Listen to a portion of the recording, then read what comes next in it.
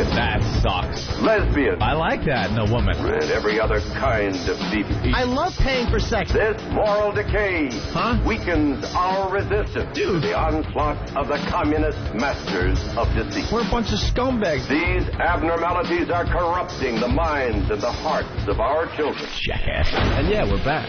Where have you been? It's depressing and horrendous. It's awful. A bunch of idiots. Perversion for profit. Here it comes! Here it comes! The Opie and Anthony program.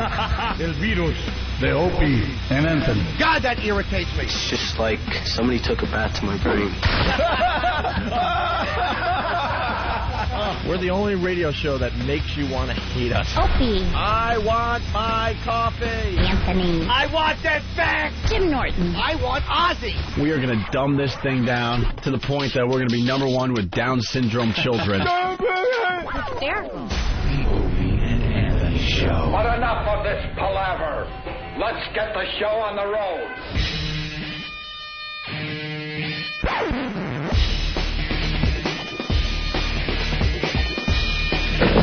Good Lord.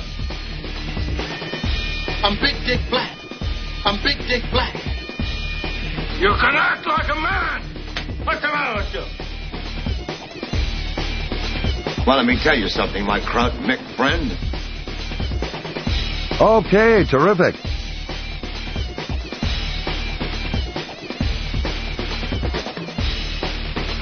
It's impossible. I'm trying to tell you that. What do you want? You want the tears to come out of my eyes? Mom! I love the Lord. I have to do this now. Rupert! I love that one. Yeah. Rupert! Ah! Mom, please stop calling me. Mom! I love the Lord. I have to do this now. I love that. Welcome to the Opie and Anthony program. Quality fucking time, sweetheart. All right, we're starting. Shut the fuck up. It's the only virus spreading across America thanks to XM satellite radio. Right. I think this satellite radio thing's going to be the next big thing, Anthony. Yeah, you think it's taking off? That's what I'm thinking. It's like the hula hoop. Just like it. Hula hoop. A little tired this morning, man. Are ye? Well, you guys were out gallivanting with the Rolling Stones yesterday. Yeah, we went to the Rolling Stones press conference. You guys. Out there with the Rolling Stones. Me, I was hanging out with Barry Shapiro. Talking about my finances. Ooh. And health insurance and retirement funds and Yeah, we have we were just talking. We have people around us that just live a different life than Anthony and I, and I'm sure Jimmy as well. Yeah. Because we haven't talked to you about this, but we don't care, man. These guys are opening up like, I don't know. I don't even know, like they're a bunch of little accounts. Little accounts to save $2,000 here, $1,000 here, all legally and stuff. But it's like, what? Why don't you call us and let us know how we could save a big chunk of money? This is like, their job. It's like they go through all these I don't know, like all these little things to save $1,000 or something. Dude, I was looking at formulas and graphs. He came over with a stack of papers with pie charts and colored graphs and acronyms and plotting of diversification of your portfolio. Ooh. Where you see these square boxes with X's in them and then little dots in the corners of the boxes that represent high risk, high yield, low risk, high yield, low risk, low yield. And he's going on, and I'm sitting there looking at this just going, what? You ever get too much information in a situation like that? Where your brain just decides to shut down? It shuts down to the point where I'm looking going, his briefcase is brown. Yeah. Like, I'm just staring, like he's talking, and I'm like, look at the latch on that briefcase. It's like a gold type. Yeah, what? It's so true. Yeah, no, I get it. I'm understanding. I've been in situations where you're you're following somebody and what they're saying, and they give you more and more info, and your brain it just can't keep up. And all of a sudden, I got it. You lost me. You lost me, and then all of gone. a sudden you just hear white noise. Yeah. Oh, look, that's an ice cream cone. See, you want your alpha number to be low because that is the volatility. But your beta number, you want to be high because what? Alpha, what? Did you ask him the most important question yesterday? What was that? How to take our Citadel stock and make it a good thing? Fareed, you fuck. That's what you should have said to Barry. Fix this. Fix this problem. Take this and make me some money, and then I'll be impressed. You want to make fun of me and Opie? Just check the Citadel stock, CDL. Check it on a daily basis and laugh along with us. Yeah, laugh and laugh. That plummet into nothingness. It's at an all-time low. It's in the 11s now. We got in at 19, I think. 19 on the IPO. Woohoo! 19 on the IPO. Thank you. It's safe to say that Anthony and I were banking on this one.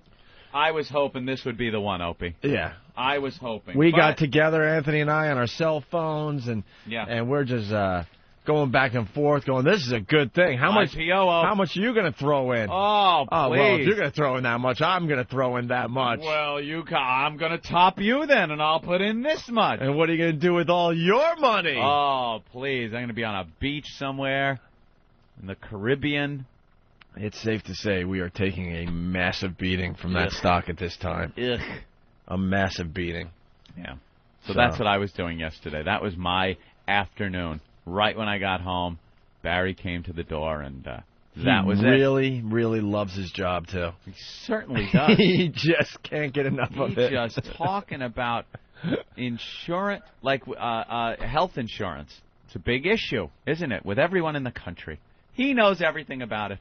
He came over with sheets of papers that spelt out all kinds of benefits for health insurance from all kinds of different companies, and I'm going through them, and he's like, I bring over all these just so I could show you what's available so you can make the choice, instead of me just going, this is what I think is the best. And meanwhile, all I want him to do is show me what he thinks is the best. I don't want to know. It's like, this one doesn't really offer that many participating doctors. Well, then I don't want it. Give me the best one. Know what he should have done? He should have just, like, color-coded all of them. Yeah. And held it up to you, and you go, blue is pretty. That's what I was going to get at. I like the blue one. The blue color's pretty. Right. I want blue insurance. Give me blue insurance. Because in the end, we don't know. Just tell us. Yeah. Just tell us. Unbelievable. That's very funny. Yeah, we went to the Rolling Stones press conference yesterday after the show. Yeah. It was an all-day affair. It took all day. God. It took us, what, an hour and a half just to get into the press conference? Yeah, and that line on my black sweatshirt and my stupid jacket was awful. Oh, yeah. Ben and I are in T-shirts, and Jimmy shows up and just he made us all uncomfortable. Why? It was like 70 degrees out. It was an outdoor thing, and Jimmy's got the Richard Pryor black heavy sweatshirt on. The weather is a little wacky, though. It's chilly in the morning. And then it gets hot. And then it gets hot in the afternoon. And what is a man to do? Well, I asked him as we were standing online, I'm like, Jimmy, do you check the weather ever before you go out of the house? You were dressed like it was going to be like 40 degrees yesterday. I know. I never do it. I never even look out the window. I just leave. If it's raining, I'm like, why didn't I look out the window? I had an umbrella. So we're just waiting online with all the other schmucks, thinking we're somebody. Heavy security? Not really. No? I just hate playing that game. I just hate it. What? There was heavy like security for the band. Huh? There was heavy security for the band. Hence when Jim went running over trying to get his photo. Yeah. Oh, God. No, you did. Oh, yeah, he did. Certainly did. Oh. But I knew I wouldn't. My thing was this. After that great shot in the post, by the way, when they're all walking off stage, they had massive security with them. You couldn't. I just wanted Ben to take a picture. You might be able to get them for a second. Like you in the foreground and them in the background. Or if you go, hey, Mick, did you, and he might look at you, and you never know. Right. You're trying for a phony photo op. Of course I am. But it was so, the security, they walked by really fast. There was no way to do it unless you had, like, the type of things you photograph safaris in Africa with. Running horses. Yeah. And maybe this is known as the suburban boob. Failing to get a photo with 4 legends. And I was trying to talk to him as he walked by. I'm like, Mick? Ron? Oh, could you touch their arm? No. Not even close. No, huh? The security guard, who I think rode over on the roof of a car, if anybody remembers that cartoon, was kind of keeping... was kind of scolding me, get back! Get back! And I backed up like a half a foot, and then the other guy came over and goes, he just told you to get back, and you didn't get back. Oh, boy, Jimmy's starting trouble. No, Jimmy doesn't start any trouble ever, because he's always paranoid he's going to get kicked out of the event. Scared? Oh, yeah. Was he just the whole event thinking you're going to get thrown out? You're all right. I had a little bit of a reason to be nervous, though. You've been worse. I get there, and we're all in line. Well, I got to just say real fast, we're all waiting to get in, Mm-hmm. And, of course, they're telling everyone with a video camera, to get to the front of the line, because they want the video to go all over the world. Right. Jimmy has a serious problem with this, because he's all pissed off, because there's a lot of these people that were behind us in line. We're just going in to watch. I guess we're talking about it on the air now, so it is helping the cause. Sure. But in general, we weren't there to help the cause. We were just there to check it out, basically, and maybe get a photo or whatever. Close. So, all the videographers, they're telling to come to the front of the line and get through, and Jimmy's just like, of course. Getting all mad. All cranky. Like, yeah, of course, I figured this would happen. And then after that, they go with and then they go with just the regular photographers, the paparazzi and the magazine guys that are shooting photos. So Jimmy's still pissed off. I'm like, Jimmy, come on, stop. And then we finally get in there, and of course there's a problem. Of course. We're supposed to get 3 press passes. There were only 2 there for us. For Ben and I. Hughes and Sparks. And it was like every event... Every high school thing, every grammar school thing. What? No little Jimmy Norton on that list, huh? Dude. We have a badge for Jimmy Robinson. Helen's little Jimmy Norton. Mick is asking for Helen. Anthony, you walk up to the table and you give your names and what company you're from, whatever. And there's a whole bunch of envelopes. You've been in this situation, right? Sure. And they're thumbing through the envelopes and they get, Ben Sparks. And then Ben's like, there should be one for Hughes and Norton. Here's Hughes. And then there's not much left in the stack of envelopes, and I'm just praying. I'm like, for the love of God, please have an envelope for Norton, because we all know how he is. Oh, yeah, he'll just lose his mind. And sure enough, they get to the back, and there's none, and all of a sudden, Norton's like, figures. I know it. Sure, that'd be a problem. It's supposed to be the Virgin Records, too. There's a couple of options. Options. Do it. So thank you for whoever at Virgin was supposed to do it for nothing. So then all of a sudden, they're like, well, maybe we could get you in. Why don't you wait till everyone else is signed in? And at this point, the line is still at least 100 people. And so now we're standing there waiting when we could be up where the press conference is going to be and stargaze and check everything out. And we're just standing there with Jimmy like, So you guys are kind of secretly pissed because you don't want to wait.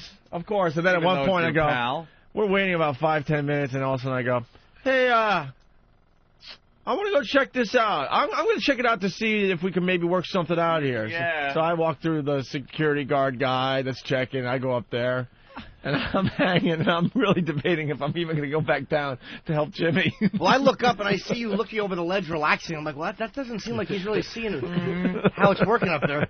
It seems to me like he's relaxing. So then we came up with a little scam to get him in. Yeah. Not only that, we had 3 unbelievable seats reserved for us. That was the other thing, though. It said Opie and Anthony on 3 seats in the 5th row. It was like a concert, though. He comes down with Ope's pass and brings me up. Yeah. Always has to be some kind of scam going on. Yeah, like we're 16 again. We're sneaking a pass to him. Yeah. And then me and Ben had to sit between us at the Opie and Anthony seats. And they're like, every time someone comes in, we have to lean in because Ben's got his jacket zipped up so they don't see that he's not wearing a badge. Yeah, because we're in the 5th row. We forgot to mention that. We're fifth row. We're right there, dead center. Dead effing center.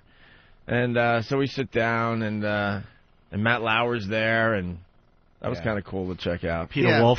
Peter Of Wolf course. was there with his wig. Oh, it wasn't a wig. That was very natural. Yeah, Oh, sure my it God. is. His wig and hat. I had an uncomfortable moment with Peter Wolf. I was telling you guys, Anthony and I flew out to L.A. for one of those Grammy junkets, and we were staying at the Sunset Hotel there. What was it called? Just Sunset. The Hyatt. Hyatt, right, on Sunset Boulevard. And he was staying there because remember he flew out. Yeah. And, you know, after you're done with your broadcasting and stuff, you go to the hotel or whatever. Then maybe you walk down to Starbucks that's pretty close to there or whatever. So I hit the street, and I turn a corner, and there's Peter Wolf. I swear to you, if he wants to sue me, well, so be it. But this is what I saw. I saw Peter Wolf without the glasses, without the hat, and without the wig. Wow. Bald as could be. Oh, boy. And we made eye contact because we talked on the plane, remember? Yep. And I'm like, oh, my God, that's Peter Wolf without all his stuff on. Oh, my God. What was he doing out without his stuff? I guess he was, honestly, unless you just talked to him like 5-10 minutes, you know, prior or on the flight like we did, Yeah. you probably wouldn't think twice about it. You would just think it's some guy, some bald guy, whatever. But we made eye contact, and it was obvious that I knew that it was him, and it was like, it was a really awkward situation. Yeah. But he had his wig on yesterday? Yeah, it's awful. You got a photo with him, right, Jim? Yes. Yeah. Yeah, that's just like getting a picture with the Rolling Stones. Rolling Stones, Peter Wolf. It really was the next step down. There was no one else there. Matt Lauer, I don't care about. Yeah. There was a big step down. It was the Rolling Stones and then Peter Wolf. Peter Wolf. That was it. Yeah, there's a few people in between there. That would have been cool, right? Yeah, anybody. Anybody. And then we're sitting next to all sorts of radio guys. The gang from YSP was behind us. Oh yeah, Cousin Ed and the other guy, another guy he was with, and Yeah, Cousin Ed's cool. And Tim Sabian, yeah. Tim Sabian. Tim Sabian calls Cousin Ed. He's the PD at WYSP for the new listeners. Yeah. And Tim Sabian absolutely loves us, wants us on WYSP, but the company just can't see it. Tim's still. great. Yeah. So Tim, I talked to Tim, and he's like, "Why don't you go on the air with Cousin Ed? It'd be so cool." Blah blah blah. And then he talks to Cousin Ed and goes, "Make sure you don't get him on the air. I'll get fired." So he's playing it both ways, like he's the cool PD, you know. Why don't you just jump on the air with him? Yeah. Don't put him on the air. Yeah. And then he tells Cousin Ed, "Make sure you don't put him on the air." And we're really good friends, you know, when we're not doing this stupid radio crap. So then all of a sudden it was time for the show, right? Yeah. And you don't forget, Earl came in, and of course Earl sits with us in the Swiss media spot. Oh, that's right. He never got kicked out of that. Yeah. No. Yeah, Earl comes down in the fifth row, Black Earl. And of course. And the seat to my right is reserved for like the Swiss media, some Swiss media station. So I look at Earl, I go, unless you start bleaching your skin real fast, someone's going to notice you're sitting in the wrong seat. The worst seat he could possibly steal. Exactly. The Swiss media. And then he has to tell me there are black people in Switzerland. I'm like, there's not. Yeah, show me one. Show me one. There are not. So then the curtain drops down, and we're right in front of the stage, right, Ann? Five rows back. I'm stupid me. I'm thinking, oh wow, this is gonna be great seats. You know, fifth row. The stage is right there. They drop the curtain. Now you have to look up about 30 feet to see them perform. They are so freaking high up there. It was the weirdest thing, wasn't it? So you could see them like way in the back. All the people that they had that weren't in the press area. It's a really weird area because the press area we were at is very high up. But you have to go down a flight of steps to get to the next level where the public, right? The regular, non-important people. There were thousands of people outside the press conference. Thousands. There were people on the roofs. Yeah. It was really, really cool. Oh, so those people could see? Because I'm thinking no one else could see except for the people in the press conference. Oh, no, you could see fine because the stage was so high that there was... What about the canopy? That didn't block the view? Nah, it might have it from a rooftop angle, but if you're on the ground and you're looking up, there's a big wall. Right. You have to walk up the steps, but if you're on the ground, you're looking up at a gigantic wall, and then the press area is above you. So if they would have put that at, like, floor level for the press area, no one down at the bottom would have seen it. But because they raised it up high... Wow, they had it figured out pretty good then. Yeah, it was smart. Oh, okay, because I'm thinking it was a waste of time for all those people. They weren't going to see anything. No, because I saw the stage. We were down there, and we were down that area getting the media passes. I looked up. Yeah. From the back, you could see the stage well. Yeah, as long as you were beyond that pool. Right. Yeah. So then the Stones did 3 songs. They did Start Me Up. They did a new song called Oh No, Not You Again. Which was great. It was a cool song. It's very poppy. It's going to be a hit. It'll be a radio hit, no problem. Even though I guess the CD's not even done yet.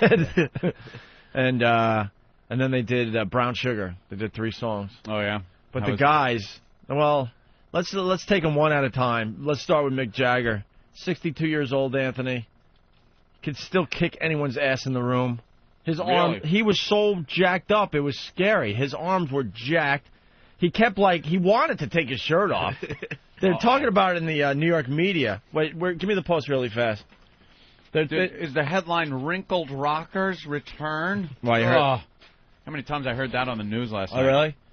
Andrea Pizer, who we saw there, who said getting old was a drag, flashing swatches of his absurdly flat bare belly like a preconception Britney Spears and humping his skinny hips, treacherously close to Keith Richards. Geriatric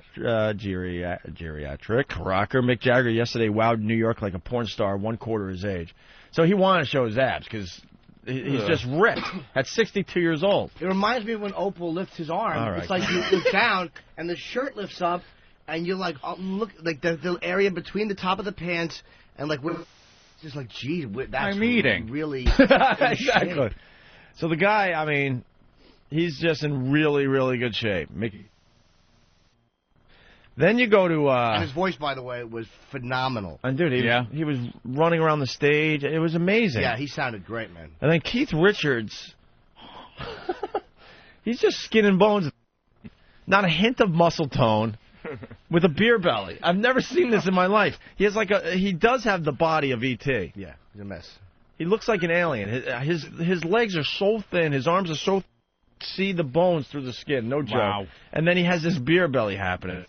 Then you had Ron Wood, who came out looking...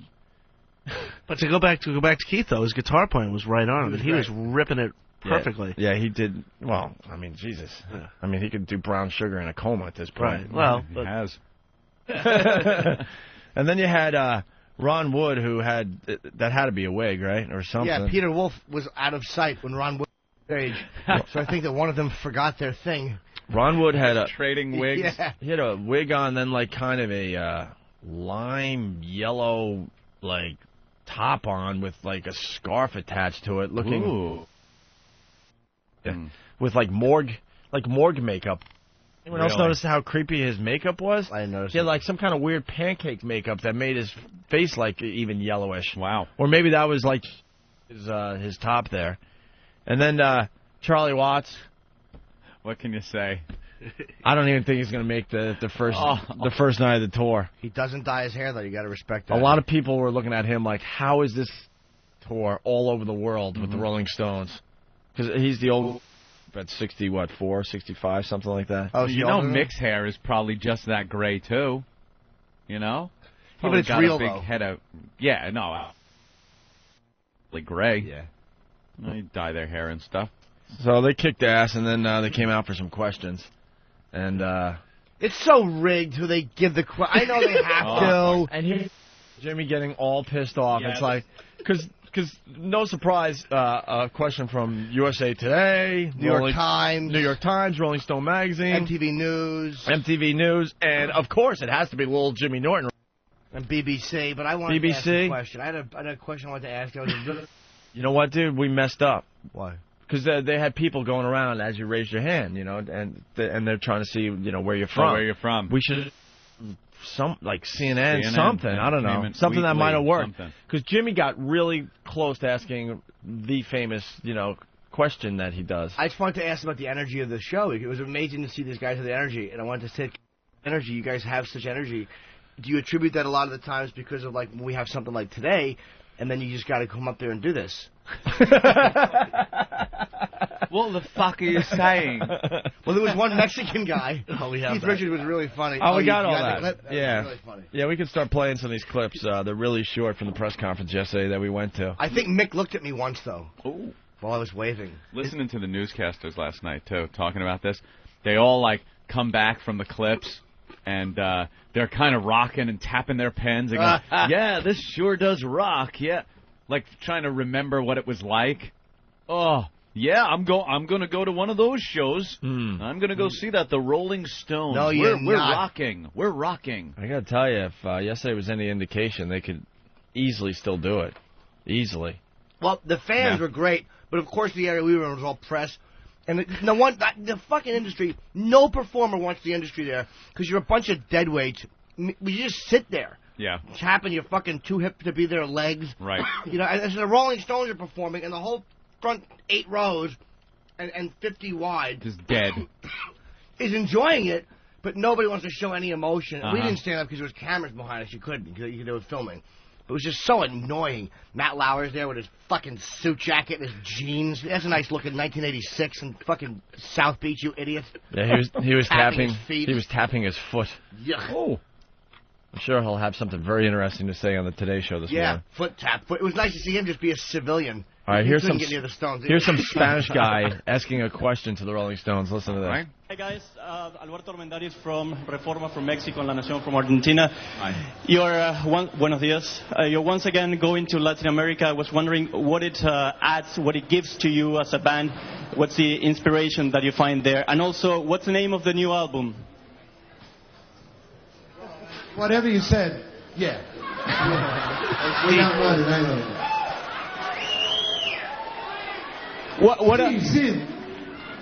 What do you think of the fans in Argentina? Argentina, I'd love to go back, man. Beautiful. Yeah, Future's fantastic best. fans. Fantastic fans in Argentina. Brilliant. Loud, masculine, noisy, football loving. Enthusiastic. Yeah, and many of them, and we're very happy to go there. Yeah. Meanwhile, Mick's knocked up about how many girls from that area, like how many little kids are there that he has in South America. Oh, Seriously. yeah. That's his mecca. Yeah, exactly. Of course he can't wait to get there. I love it. I was looking at Mick, and I'm like, this guy has just banged the hottest women in the world. I mean, he's it's not a stretch that Mick Jagger's a rock star, but you look at him and you go, this is a fucking rock star. Like, this is what... Legend. Yeah. All right, just anything. Any chick's accessible to him. Anyone. This was the question that was asked, Anthony. Go ahead. Right. Hey guys, Tony Senecal, Channel 11 News, right here in New York. I was out hanging with some of your fans, and one of them had a question. Her name is Shanna Valdemar. She's 17. She's been a fan ever since she can walk, and she wants to know, and I quote, "Where did you get those so sexy moves?" Gotta let her run. Off her mum. Hello. Mom. Hello. You got the sexy moves from her mom. Off her mum. Which was... That's where I got him. Yeah, fuck it. I fucked her mum. What a fucking waste of time. Oh. Feel-good question, you non-journalist. She's The all biggest like rock band in the happy. world, and you ask that cute question to get a sound clip on your dumb show? Where do you get those so sexy moves? Oh. Well, this is what's interesting, to see this whole process take place in front of us. So that was how we answered that question, right? It's really no big deal. And we were there. Everyone pretty much laughed, like, oh, that's kind of cute and funny, whatever, you know? This Andrea Pizer from the Post, she writes her whole article based on that question that was asked. Yeah. She says really fast, and then as the Stones came out to answer questions, a cringeworthy moment arrived. Oh, no. A local TV reporter relayed a burning question posed to Mick by a 17-year-old girl who'd evidently skipped school to hear the Stones play. Where did you get those so sexy moves, the child wanted to know. Members of the audience shifted in their seats as if faced with the mental image of Michael Jackson, a choir boy, and a well-oiled game of Twister. What have we got here? A fucking comedian. She's good. But Mick swallowed the bait without chewing, not missing a beat. He said he learned the sexy moves about which the young girl asked off her mum. Onlookers grew quiet. We didn't grow quiet. No one grew quiet. Onlookers grew quiet. The subject was immediately changed. No, it wasn't. We were all just having fun. Everyone there was just having fun. They got a laugh out of it. I think Mick is mentioning the fact that they're obviously so much older than this girl, so he's kind of relating to the mom's age. And so who cares? It wasn't uncomfortable for anybody except you, stupid. Because you needed a story for the Post this morning. There was nothing going on there. No one cared. It wasn't even that outrageous. It was obviously just a silly little joke. Right. How could Mick answer that? All right, let's answer seriously. Where did we get our sexy moves? Well, from dancing a lot. Yes. How do you answer that? I feel the music, and to look like I'm not just standing in front of a microphone on stage. I move around. It wasn't a real question. It was more of, a statement that she'd love to make a statement just to get some attention, but she couldn't because that was too obvious. So she had to form a question, but it's a non-answerable question. Of course. Where'd you get your, and I quote, oh so sexy move? I don't know. Where'd you get your oh so fucking phony TV voice? Idiot. She was expecting a big applause when she said, Channel 11 right here in New York. And it got a 0, and her fucking cornball question did, too. Exactly. Let's go to Pete in Miami. Pete? Hey, Jimmy, what's up, buddy? Hey, Pete. Hey, who's playing bass with them? Daryl Jones. Oh, Daryl Jones. He's been playing with them since Wyman left. Okay, yeah, because all the clips, they never show the guy. It's like, that guy is the lifelong sideman of all times. I mean, in all the pictures, it's the Stones, and there's, like, the black dude, right? So Yeah, and visually they make it clear that he's not part of the band, I got to tell you.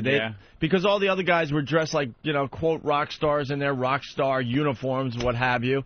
And then Daryl was off to the side, off to Keith's left, in the back, in a suit. The guy's going to have on his tombstone, sideman. Yeah, so, I mean, visually, you're looking, going, oh, okay, he's not really part of the band. He's just kind of helping out. When did Bill Wyman... piped in, Yeah. When did Wyman leave? I think after the Steel Wheels tour. That was 89, that tour, and then Voodoo Lounge was a few years after that. He left after 89? But I'll tell you one thing, Daryl Jones does fine financially. They take care of him. He does all right. Sure. He doesn't get the chunk they get, but, I mean, he does fine. They're trying to bring an outside bass player into the band. A bass player? Bass player.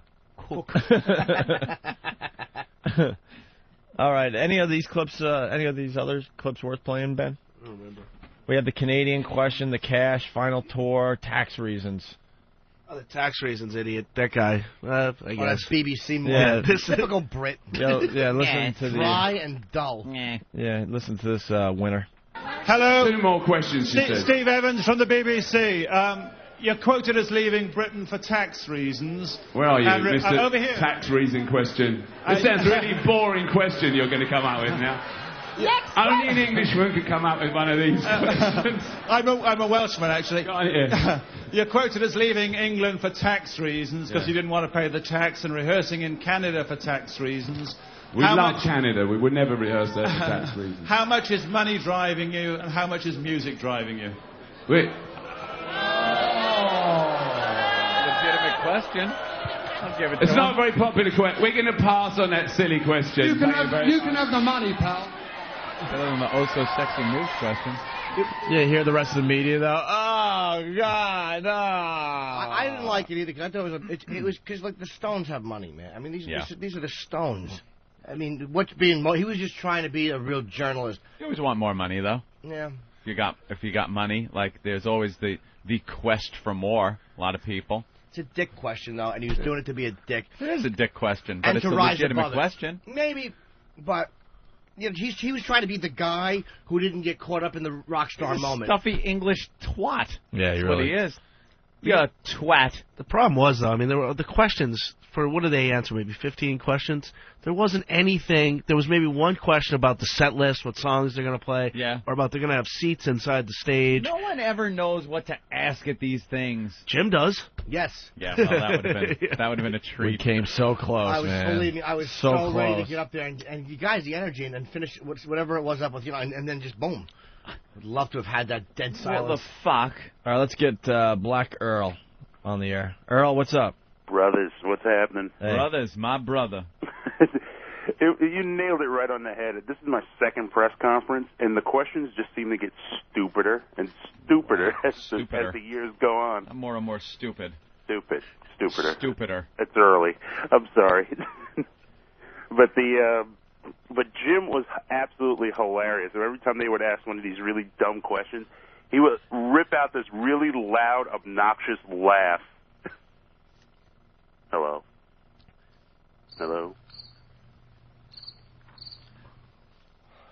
Thanks, Earl. Yeah. Earl? Yeah. Did you have fun at the press conference? I had a lot of fun. You get the pictures I sent you? Yeah. You were passing as a, what was he, Swiss? Sweden? What was the seat from? He was passing as a Swiss Schwoogie. Hey! How about the guy that's sponsoring the tour that got up? Yeah. AmeriQuest. Yeah, they had the guy, this corporate guy gets up, and it's just like he just bombed over and over again. Yeah, he was coming up with those cute corporate jokes. Do we have that? That's the stuff we need to play. He comes up and he goes, now, how is insurance... What was it? Yeah. How is insurance like being a rock... Some awful question. Everybody wanted him dead. That was one thing we were universal on. Even the BBC guy behind us. Yeah, it was just really bad. And then the guy from Rolling Stone asked him about because he said something about commercials being aired while the tour is on. Yeah, he's a jerk off. And then the guy from Rolling Stone asked him, and Mick's just like, that was a joke. Right. I just totally slammed the guy from Rolling Stone. And everything that's wrong with regular radio. Okay, I'm sitting next to some guy babbling. That's Pierre. From Pierre MMR. from MMR. We kicked his ass when we were on regular radio. And what he's doing, well, this is why. They introduced a new song. Mick's like, we're going to do a new song. And I hear him going, a brand new song by the Rolling Stones. And they're playing it, and it's good. And he fucking just won't shut the fuck up. Oh, God. Shut your fucking mouth, you regular radio guy. And you fucking hear it. The whole just trying to hit the post on a song he's never heard. Right. How about this? Here's the new Rolling Stones song, I'll Shut My Fucking Face. Right. And I'll say one thing. You're for him, looking though. at the latest painting from an artist, and this ass is like standing in your way. It's basically. got to be about him. Right. And I guess he's taping for his radio show back in Philly. So, of course, regular radio, these idiots get nervous if they haven't talked in a minute or two. Of course. So, like, all right, you're listening to the... Shut up and let it play. I will say one thing, though. He was one of the guys who was really into the music. Like, he really is a Stones fan, obviously. Yeah. He was kind of annoying me. He was moving around so much. But I respected that. I'm like, at least he's not some stiff shirt like the rest of these assholes. But he wouldn't shut up. Oh, he wouldn't shut his fucking mouth. Oh. God almighty, I hate that. I used to hate when I tried to tape songs off the radio. And they would just keep yapping and yapping. Let the music play. No one is going, let's tune to another station. This is only the opening guitar riff. Right. Oh, here's the guy. Okay, here's the guy. Let's listen to the guy. Fucking out-of-touch idiots. It was funny. All right, yeah, play that last one. Let's see what this one was about. Has your account made any projections yet on what kind of cash you will be bringing if you make a sellout tour? How much money with what? What kind of projection you'll have in terms of cash from a sellout tour? Look.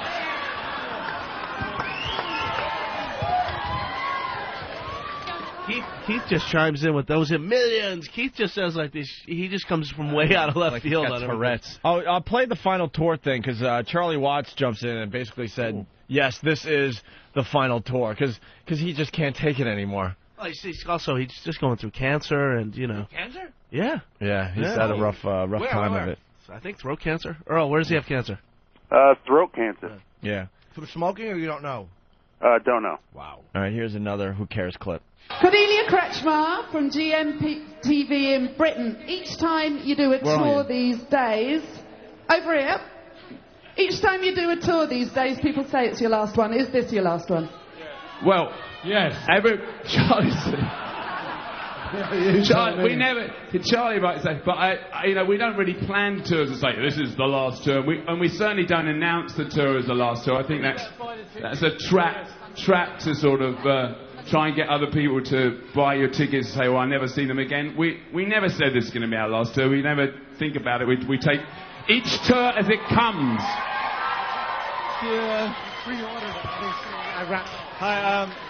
Yeah, I mean... That's a good question, though. Yeah, Mick Jagger will be doing this for at least another 10 years, with or without the rest of the guys. 70 in his 70s. Oh, the guy is so ahead of the rest of them, it's obvious. He is in amazing shape, and he sounded great, man. Jesus. He'll be doing it at least another 10, you watch. Mick?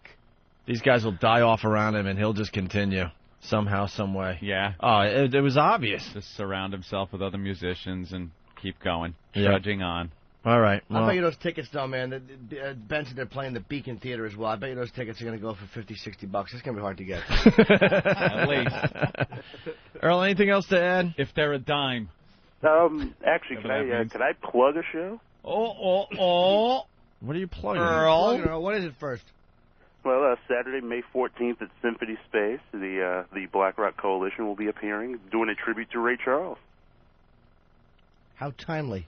Black Rock Coalition. What is the Black Rock Coalition? Well, you know what it is. I honestly don't. We know it as a radio show you want to do. Where how do they do something live? Wait, we haven't told the new audience about Earl and his dream. Well, it's not a Well, Earl, give your pitch to Eric Logan, because Earl's been trying to get Eric Logan on the phone for a while. And all kidding aside, Earl is a hard worker, and we'd love to have him around XM.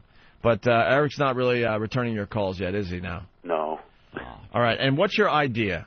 Well, he listens to us every day. Go ahead. I said it's really sort of like an alternative rock show for black people. Uh-huh. No, it's like blacks by rock and roll by black people. So what you're not talking about the usual stuff like hip hop that you would hear No, that not black at all. people play. So what type of bands would you play on this show? What would your top 5 bands be? Right now, Mars Volta. Yeah, true. Block Party, a great band out of England. Maybe a guy like John Legend, who's selling a ton of records right now. It's got some new names. It used to just be Living Color. Yeah. Living Color and Fishbone. Yeah. And this is the Bo Diddley weekend. All Bo Diddley. This amazing spoken word guy named Saul Williams. Now you're losing. After 3 on the rock station, you have to go to a guy who talks. I'm just saying as far as new stuff. All word is spoken. That's true. Why does it have to be the coalition? Why does everything have to be so militant sounding? It doesn't. I don't think it sounds militant at all. It does too. Well, Black Rock Coalition. Well, the original name was Collective, but they thought it sounded too faggoty. How about just Black Rock? Well, you know how everything is. It's a branding thing. It's got to be a coalition. Yeah. Like there's a big. Is In Living Color even together anymore? Yes, they are. Really? Stones like them. Yeah, they opened up for him back in '89. Yeah. I mean, well, it's more of it's more than musicians. It's photographers, it's writers, it's a coalition. Right. All right. I think you really sold it. Yeah. Your phone should be ringing any second from Eric Logan. Well, I didn't. It's early, guys. I'm sorry. It's all right. Well, this is your big moment to sell the show. No, I mean, but there's all this amazing music coming out that no one gets to hear because it keeps falling under the cracks of, well, it doesn't rock enough or it's too R&B enough, and there's all this stuff that's out there, and we would do the show that would feature all this music. Now, hold on, I'm sorry to interrupt you. I'm looking at Matt Lauer interview Mick and Rich. Get this audio immediately. Look at, oh my God. Mick and Keith Richards. He probably got them right at. That was right at the right after the set. Oh my God! Look at Keith's belly. I told you, he's skin and bones with a beer belly. I've never seen anything like that in my life. You got to see him without that jacket on. Is he still smoking too? Oh yeah, big time. Yeah. Jesus. Yeah. Wow, he looks old. All right, Earl, we got to let you go. Looks like Lenny Kruger in that hat. Just want to let you know the show's May 14th at Symphony Space on 95th and Broadway. All right, cool. Thanks, Earl. Thanks, Earl. Freddy Krueger. More clips. I wonder if he got a picture with the band. The black guy. They don't even acknowledge the black guy. No. He would be on the Black Rock Coalition, though, right? What's his name do? Not Woods. Let's get a taste of that. Ron Woods. What does Ron Woods play? Ron Wood plays guitar. Oh, there's 2 guitarists. Keith and Woody. Daryl Jones plays bass. Okay. Watts plays drums. And Mick occasionally plays guitar. Dude, why don't they just introduce him into the band then? If he's been there for so long, like Metallica doesn't have didn't have Kirk standing on the side, or you know, why don't they just bring him in the band? Well, why don't you call Mick and ask him? No, but I mean that does make sense. He's not. I thought he was just a studio guy who backed up on stage. I didn't realize he was the bassist. Well, when they go on tour, they have a whole bunch of other musicians. You know, like yesterday, that Brown Sugar version, there's usually a saxophone involved. That was just them. And, you know, they have backup singers for Gimme Shelter. They usually have 2 black chicks. You think Joe Wyman is rich now? He got a divorce. Remember, he married that girl that was really young. Yeah. He left the band 15 years ago. Do they hate each other? No, he put out a great book. He put out a great book a few years ago, and he collected all through. He saved everything, and it was all of the stuff he had saved. It was pretty interesting, actually. Why doesn't he go back to the band? He doesn't need to. He probably wants to just enjoy his life. Mm. All right, we'll take a break. Is that it right there? Yeah. No, I want to play this. Here's an excerpt of the new song by the Rolling Stones, a song called "Oh No, Not You Again."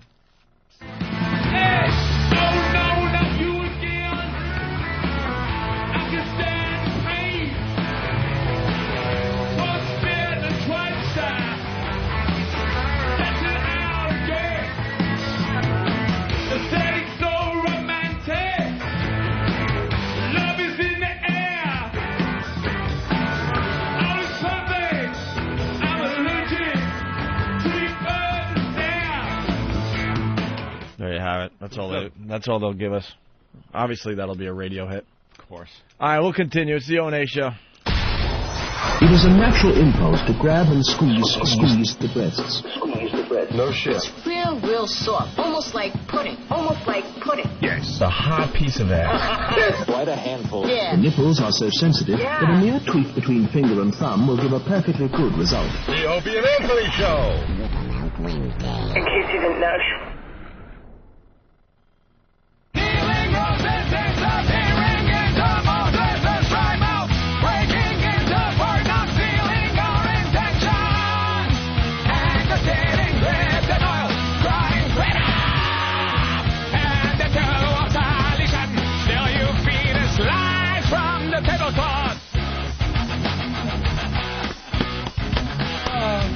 System of a Down on this fine Whip 'em Out Wednesday. Do you have your WOW stickers yet? Do you? If you don't, you just have to go to opieandanthony.com for the info. Basically, you send in a self-addressed stamped envelope, and we send the WOW stickers right out to you. Very easy. You throw the WOW on your vehicle. If the ladies feel like it, they will flash you on the highway, the side streets, in your driveway, wherever you might even be at the mall, in the parking lot. You never know. That's how it works. But it happens all the time. But you have to be in it to win it. I gotta tell you. Yeah. It also supports the show by having a WOW in your car, because some of the women's groups really get pissed off by it. Just before we came back to the show, God, I'm having a tough time this morning. I'm so tired from that Rolling Stones thing. They showed Steve Martin on ABC doing King Tut or something. What was that about? Obviously an old clip. But I like Steve Martin. He was very funny many years ago, but he's years ago. Seems to be a bit smug and elitist. And it's like, dude, you did a Mummy song. You never did a fucking real thing on stage, man. I mean, he was the fact that Comedy Central, which everything that's actually make me sick. I was watching Old Tough Crowds yesterday, getting them off my TV. I still want to spit in all their faces for yanking that show. Very funny show. It just never said a real thing at all on stage. No, it wasn't anything that thought-provoking in any way that would make you laugh. He put an arrow through his head. And this song was all right. It was enjoyable. And, but it's my favorite honky. Did you do the monkey? Eek. Honky. Yeah. He's my favorite honky. Now, if I'd known... Anyway, the point I want to make, up. They show Steve Martin on TV, and I basically said he should be shot for trying to remake the Pink Panther movie. Yeah. There are just some comedies that should not be remade. Yeah, that's one of them. You know, The In-Laws was just a brilliant comedy with Peter Falk. Yeah. And the rest of the gang there. Alan Arkin, right? I don't remember. Alan, I think, whatever. Yeah. And then Michael Douglas thinks he could do a better job than Peter Falk when they remade that movie. Awful. And it sat on the shelves for years in Hollywood, and they finally, released it, and it just obviously bombed, and it's one of the worst movies ever made, in my opinion. The Black Honeymooners, why? I'll tell you why, because they're unoriginal scumbags. That's what all of you are. I understand almost when they remake certain things for visual effects, you can almost understand that.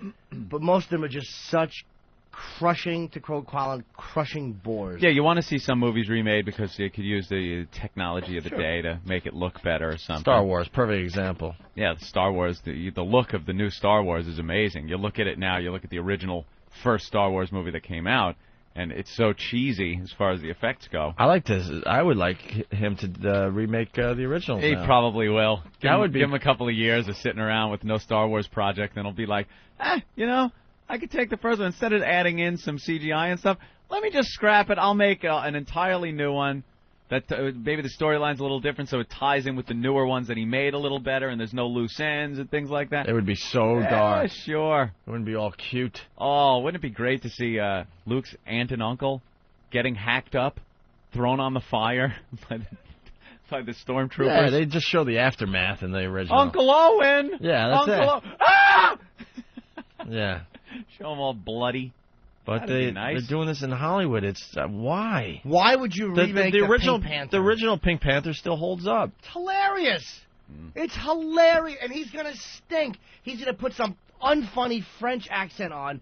Rich Little, who did actually great impressions, could never do the Pink Panther. It's not as easy as people think. Peter Sellers was fucking brilliant. He's going to do the wild and crazy guy accent. Because we are too wild and shut up. I am the Pink Panther. Oh, and I'm not sure how I feel about the remake of the Bad News Bears with Billy Bob Thornton. That can't be done. That can't be done. Well, you know... It's a comedy. There's nothing that's happened in the last 25 years that merits a remake. The previews look pretty good, you know? Really? But, I don't know. I think it's going to be another bomb. Are the kids as tussleable? Well, that Tanner Boyle. They're getting a little weird, though, with the new Bad News Bears movie. I guess they're trying to be more politically correct because they got, like, a kid in a wheelchair. What? Yeah. Have a kid in a wheelchair Instead of, like, ball? the fat guy that was the catcher, now they have a kid in a wheelchair? Unless they're going to goof on him somehow, because Billy Bob Thornton does seem like he does some rough dark. shit. Yeah. It's pretty dark. So I'll almost give that one, but there's no reason to do it. Yeah. Just make another movie. Yeah, make another movie. Stop fucking stealing. God, you're all thieves in Hollywood. That's what you do. You're fucking thieves. You take a brilliant thing or original thing and you spoil it. Ruin it. Like a bunch of fucking bloodsuckers. You just jump on, suck the creativity and the idea out, and redo it, rehash it. Yuck. I'm on the Internet Movie Database over here, and somebody turned me on to this Jim Norton, who was listed prominently with all of his credits. Tough Crowd. Spider-Man is on there. Colin Quinn. American Dummy. You got his notable TV guest appearances. Tonight Show. Last Ed. Comic Standing, Ed. Do they have the gynecologist and side splitters as well? Yes, they do. The gynecologist. Rock Bottom. You played Diesel in Rock Bottom? Yeah, I was gonna. It's a film I would never plug because the guy. It wasn't a good movie. All right. And I used to want to plug it as a bad movie. It's all right. And it was one of your credits. A first project for the guy. I saw Rock Bottom. Yeah. Errors, Freaks, and Oddities. Errors Free. Oh, that was the independent I did. Yeah, you were Paul in that. Yes, White Chicks Incorporated, which is the worst thing ever captured on film. I don't see White Chicks Incorporated on here. There's a reason for that. It's awful. Really? It's beyond awful. That's what Voss is. I get those reaction shots of Voss. Yeah. I'm the man. Oh, that wasn't one. bad. Brokers, 1997. Yeah, wow, yeah, I forgot about that. That was my first role. Homeless guy, yeah. But I'm looking at your bio.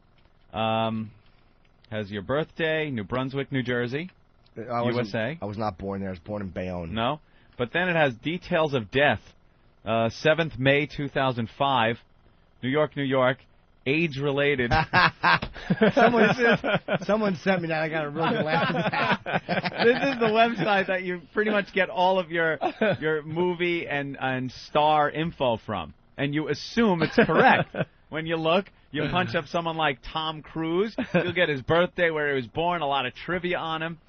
But then I look up Jimmy's, and it's in parentheses, AIDS-related. It's like, how do they hack into that site? Why don't they have a picture of me? Yeah, where's a picture, Jimmy? You got to send him a picture. Oh, really? Yeah. That's funny. I should send them the one of me in my underwear. Very good. Let's go to Mark in New York. Mark, what's up? Hey, how you doing? Good morning. Good morning. Hello. How about the remake of The Longest Yard with Adam Sandler? Oh, ridiculous. And Chris Rock. Yeah, I don't have any faith in that one at all. No, that looks like it's going to be a huge bomb. Punching out. I actually saw a still photograph of Burt Reynolds in a football uniform. Oh, I know. I saw a clip, and he's putting a football helmet on and running out onto the field. And he's, with his famous number 22 and everything. Stop it. It's like, what are you doing? And he thinks he could still play football. Oh. No, you can't. Fool. Who are you going to get that's better than Richard Kiel? I think I broke his fucking neck. Yeah. Who are you going to get that's going to do that scene better? Or the ball being thrown right in the guy's cock? They're just going to do it again. They're going to do all the old gags over again with other people, and that'll be it. Who was it? Eddie Albert played the warden? Oh, yeah. Oh, very good, His story. He was great. I'm going to have to watch that movie. I haven't seen that one in a while. The Caretaker. Because they weren't grabbing just hot comics. Mm-hmm. What the fuck are they doing, man? Yeah. God, they spoil every... You know what it is? It's all these Horrible. 25-year-old jerk-offs, again, with the jeans and the stupid suit jackets and the little no tie underneath. And you're just awful. You're all awful. Yeah. You spoiled television. You're spoiling films. You're good for nothing. Nothing new. Nope. All right. Moving on. The Tony Danza thing from yesterday. Remember I said that we got to get like a montage of everyone talking about the Tony Danza accident. Of course. Ooh. You want to set this up again, Ann? He was racing what? Rusty Wallace. Rusty Wallace yesterday. Yeah, and it was the name. What? The Daytona 500. He called it.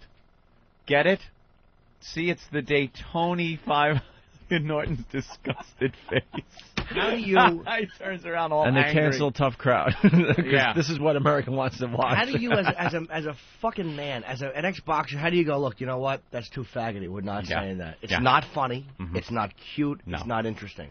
The rubes love it, though. The Daytona 500. Yeah, the Daytona 500. There's just and it was him and Rusty racing go-karts around a little track that they put out in the street by the studio that they tape Tony in front of. And they had hay bales and tires and stuff, kind of marking off the course.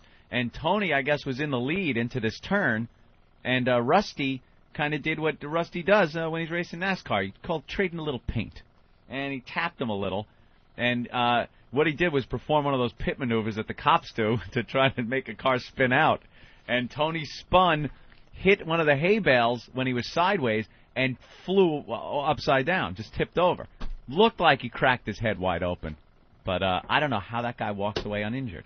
How did he walk away uninjured? His arm went underneath the go-kart. It bent away, and the arm shouldn't be bending. And this mook just gets up. His big, thick skull. He just gets up. Yeah, I'm fine. No problem. Everything's okay. Dope. He didn't want to wear a helmet because you know that they were telling him that his hair looks better without a helmet on. Yeah. Tony, you got to go back in, maybe I don't know, your hair, we're going to have to put you back in hair and makeup. It's going to take time. And he didn't wear a helmet. And he flew over. And this thing's been getting more media attention. So I guess every news station did a little thing on it. Yeah, so some of the news people going, oh, thank God he's okay. Yeah. And by the way, can I say that Rusty guy, what a jerk-off. Danza, when I saw that clip, I've never rooted for a spine to be cracked in half as bad as I did. I can't tell you how I got a shiver thinking that spine has to break. But when you're a NASCAR racer and you're running around with a talk show host, what the fuck are you doing bumping him like that? Why? What's wrong with you? That is true. It's just like a harmless, fun little get-together. And this guy's so competitive, he couldn't have Tony out in front of him. That's like Shaquille and him doing a couple of free throws or whatever, and Shaquille giving him a real elbow to the chest. Yeah. Or a real physical thing, and then slamming it. And why would you do that? Yeah. Oh, of course it would be funny. I'm not saying I wouldn't root for it. See that black elbow crashing into those awful capped teeth. Little hockey, maybe. Play a little hockey, and then get up there and just put him against the boards and just pummel him. Throw the gloves off and start punching him in the face. The Daytona 500. Oh. And then, it was obvious. Dave from Ohio was going to say this. Rusty was pissed because he was losing. Yep. Of course. That's funnier. And he didn't want to play along with the silly gag like, okay, we'll let Tony win. Yeah. No, he wants to race. Motherfucker, we're going to race. Mm-hmm. I respect that. So Tony Danza threw a montage of all the clips of everyone talking about him and his crash. And this played yesterday. For those of you who haven't seen it, it was sort of in the news. Well, watch this. Let's show you this here. And here's proof you never know what's going to happen on the Tony Danza show. I'm going to be on the show today. I can't wait to see him. I'm going to bring a first aid kit for him. That's amazing. That is scary. Not to wear a helmet. Yeah. You're missed. Yeah. That's one of those don't try this at home type things. That's a close call. I was freaked out, man, because I thought my last year racing I killed Tony Danza. So you don't want to do that. And number one in the hood, the Tony Danza show Monday. Rusty Wallace and Tony Danza in a go-kart race. And Wallace, Rubbin's racing. Tony looks scared to death. They roll him over on the boy's head. Look at this. Look at Tony. Who's the boss? Rusty Wallace is the boss. Tony, he's okay. And thank God, America needs him. There you have it. America needs him. He's a superhero. These stupid newscasters. Here's something you shouldn't try at home. Really? Make sure you wear a helmet, kids. Really? They're just, you know what it is? Because they're so dishonest in what they're doing. It's so forced. They don't talk with their real voices. It's just, they're fucking, they're awful. They really are. They're like most radio guys, they're terrible. Who talks like that? There's a whole thing going on in this country that we just don't get. I just don't get it. What? You know, the people that enjoy, like, the Tony Danza show. Oh, yeah, that whole thing. You know, I just don't get it. I cannot understand. Everyone isn't watching it to goof on it. You know? Of course not. Like, we turn it on and go, That's what oh, I my mean. God. There are people who are sitting there really enjoying the hell out of it. They're enjoying it as entertainment to sit, and they enjoy the guests. They enjoy his banter. They enjoy the opening monologue and Plinko and all the fun things from the show. I don't get it. I don't. Those are the people you can never convince or even sway in an argument about anything. Like any of your ideology, you can never even get them to consider it because we're so different as people. What makes us laugh, what's important to us, things like that, completely different. Right. They just want something easy while they're cleaning the house and looking after the rugrats. Yeah. Something they can peek over the high chair at and enjoy. There you go. I see it as people who have given up. Just given up. There's so many people that gave up and just accept whatever's given to them as, you know, what's supposed to be entertainment is their entertainment. No surprises, no spontaneity. Everything's planned out. Like you want some kind of surprise in your entertainment, but not people like that. Just keep it bland, keep it milquetoast, and I'm happy. Got my family, my kids. My life is over. This is now what I have to do with my life, and no surprises. Like, I like Ellen, I really do. I think her dancing thing it's unfunny, it's uninteresting, it's beneath her. She's a comic, she's a good comic, she's always been funny. Yeah. You don't need to fucking do that. It's becoming like Peter Finch, where you do the one thing and then they want to rope you in and make you do it every night. That's what she's doing. She's dancing, and you know, it stinks. It's the old worn out catchphrase. It's, you know, the pratfall that happens all the time. It becomes mundane. The 1 minute clock, I hate the thing I hate the most with the dance is the little clock they draw that has like dancing legs. It's a dancing clock, Jimmy. You can't enjoy the dancing clock. No. You know, just the sound of that really makes her shiver and cringe. Yeah, you know she can't possibly be into that. Well, just because it's clock. Oh, well, true. What do you want to put? No, it's a clock. Oh, it's too close. Let's go to Joey. Joey, what's up? Hey, boys. Hey. Hey, I heard another quote from Eric Logan. Oh, okay. He was saying if they remake Star Wars, they'll probably get a lot of geeky tech types coming out. No. But I know what you were trying to do, dude, and you can't make things up about Logan. You just got to tell the truth. Like, because he made a good point about that hit station yesterday, and we talked about the Stones thing, and he said, I bet you when tickets go on sale, people are going to sap them up. All right, Ben in Maine, what's up? What's up, guys? Hey. For that Tony Danza thing, I was waiting for that Joe Theismann moment where just like his spine would burst out of his back on live television. Yeah. You know that Joe Theismann where you kind of look away, but you have to look? We've all seen that. That is one of the see the pressure go on that leg. It sickest. takes a second, and then... just splat, and you see Rusty Wallace just kind of looking over, and then he just drives off. They're watching a leg bend between the ankle and the knee sideways.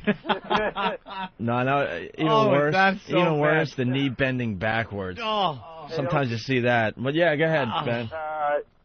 The I-Man was just busting your balls and your brother's balls.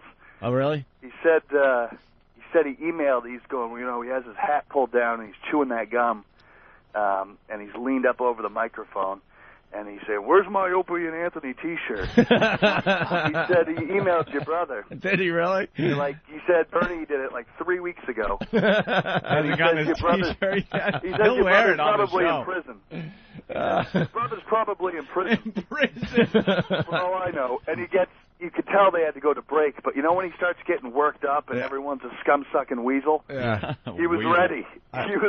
So you may want to get the I-Man because he was saying how much he loves you and he loves you guys, but he wants his T-shirt. I want my goddamn T-shirt. Have a great one, guys. All right, thank you. That's funny. Yeah, we have this weird thing going on with Imus. I actually really enjoyed his show when we were off for 2 years.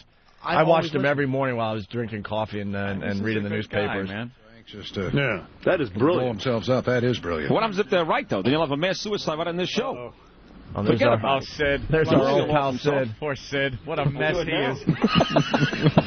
For no reward. Well, I think it's fairly clear. Well. Yeah. Sid, you're a waste. Let's go to John in Jersey. John? Sid actually... hold on, John. Yeah, quickly. Sid went into rehab because he had a problem. He was in a hotel room. He's on drugs. He was seriously considering jumping out the window. And he goes on Imus's show, and he starts just spilling his guts about this whole thing, saying how he really wanted to kill himself, and all he could do is think about his kid. He had a picture of his daughter or something. Picture of his daughter. And he started crying, and he's crying on Imus's show, and saying that that's what pulled him back and got him into rehab. And Imus, just in his inimitable style, just goes, you know, Sid, it would have been a more interesting story if you'd have jumped. What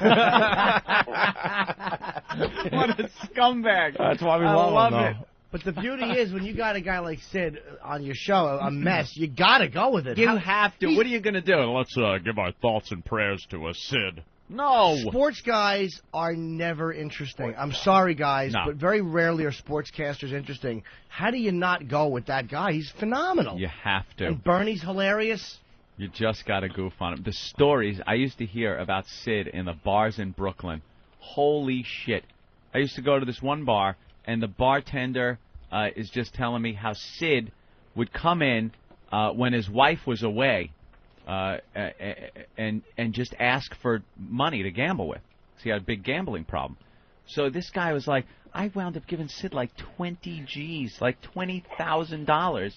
And he goes, of course, I'd never see it. You know, and then he doesn't come in anymore because, and he goes, and I'm one of the nice guys. He goes, there are people that just want to kill this son of a bitch because he owes them money. Right. Sid, a complete mess. Is that Imus's new studio, or is that a special? That's New huge. studio. It's New in a studio. fucking newsroom. That's got to be awful. They moved him to the MSNBC facility. complex. But he's in an open studio. Yep. Well, they're messing up his show because he's in the MSNBC complex, whatever. Yeah. And then his other guys are back in Astoria or wherever they broadcast. Who? So he has to look Which at him other through. guys? Sid. Sid is not in the same studio as him. Oh, now. right. He has to look at him through a monitor. That is the worst way to do radio. Why are they doing that? But I his have no regular idea. guys are with him. Yeah. Him and Bernie are the only ones, and then the rest of the gang are back. That's back at the other studio. Are you That's kidding? terrible. What a horrible way to do a radio show. Hey, John, what's up? Hey, guys, go ahead. How you doing, guys? Good. All right, I screwed up already. Yeah, they were talking with Sid, and Sid said he actually called you guys, and they were making fun of Sid that Imus said, if O&A don't call you back, then, you know, you got nothing going on in your life. We should be calling everybody. Yeah. The other caller said he emailed your brother and is hoping for his O&A T-shirt. Oh, that's hilarious. Cool. All right, John, thanks. Thanks, guys. Punch it out. Yeah, man. Imus gave me a lot of advice during our time off. He was really concerned about us. Was calling all the time to the point I started blowing off his call. You got to wear more denim and a cowboy hat. It's his advice. He wanted us back on the air. He wanted us to do what he did and go to like a small market and and be big that again. Was it. And then come back to New York. I'm like, we are so done with that. I'm like, I just don't have it in us to just do that again. Did he do that? Huh? Yeah. What happened? Cleveland. He went to Cleveland or something. Yep. When? I forget exactly how the story goes. But he had some problems in New York. He got fired, and because his drugs and boozing, and they fired him from the station he was working in New York. I think it was NBC, wasn't it?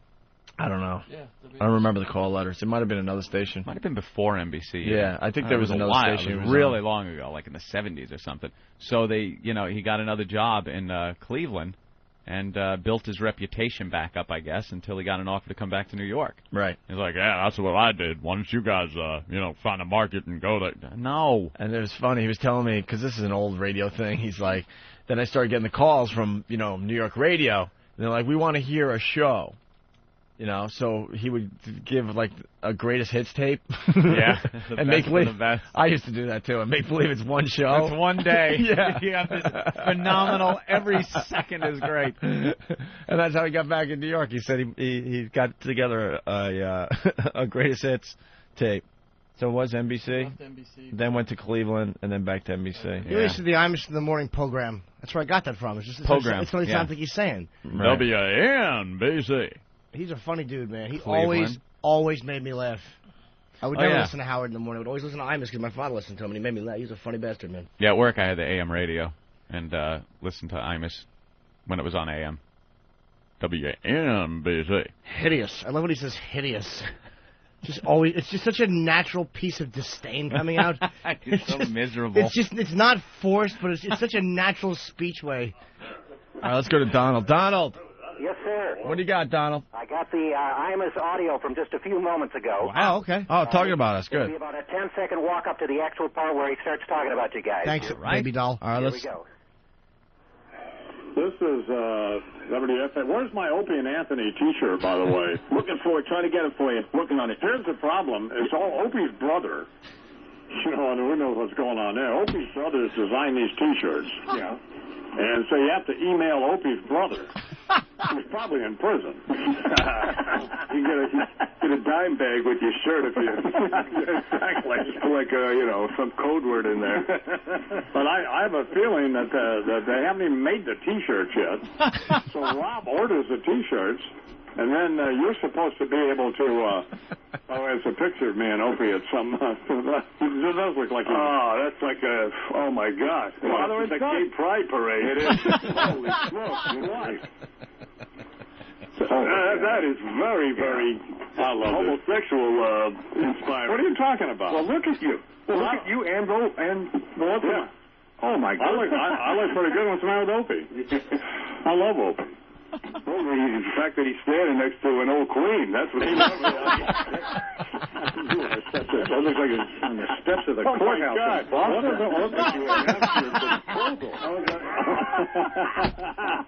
Good Lord, that's disturbing. It is. Ouch.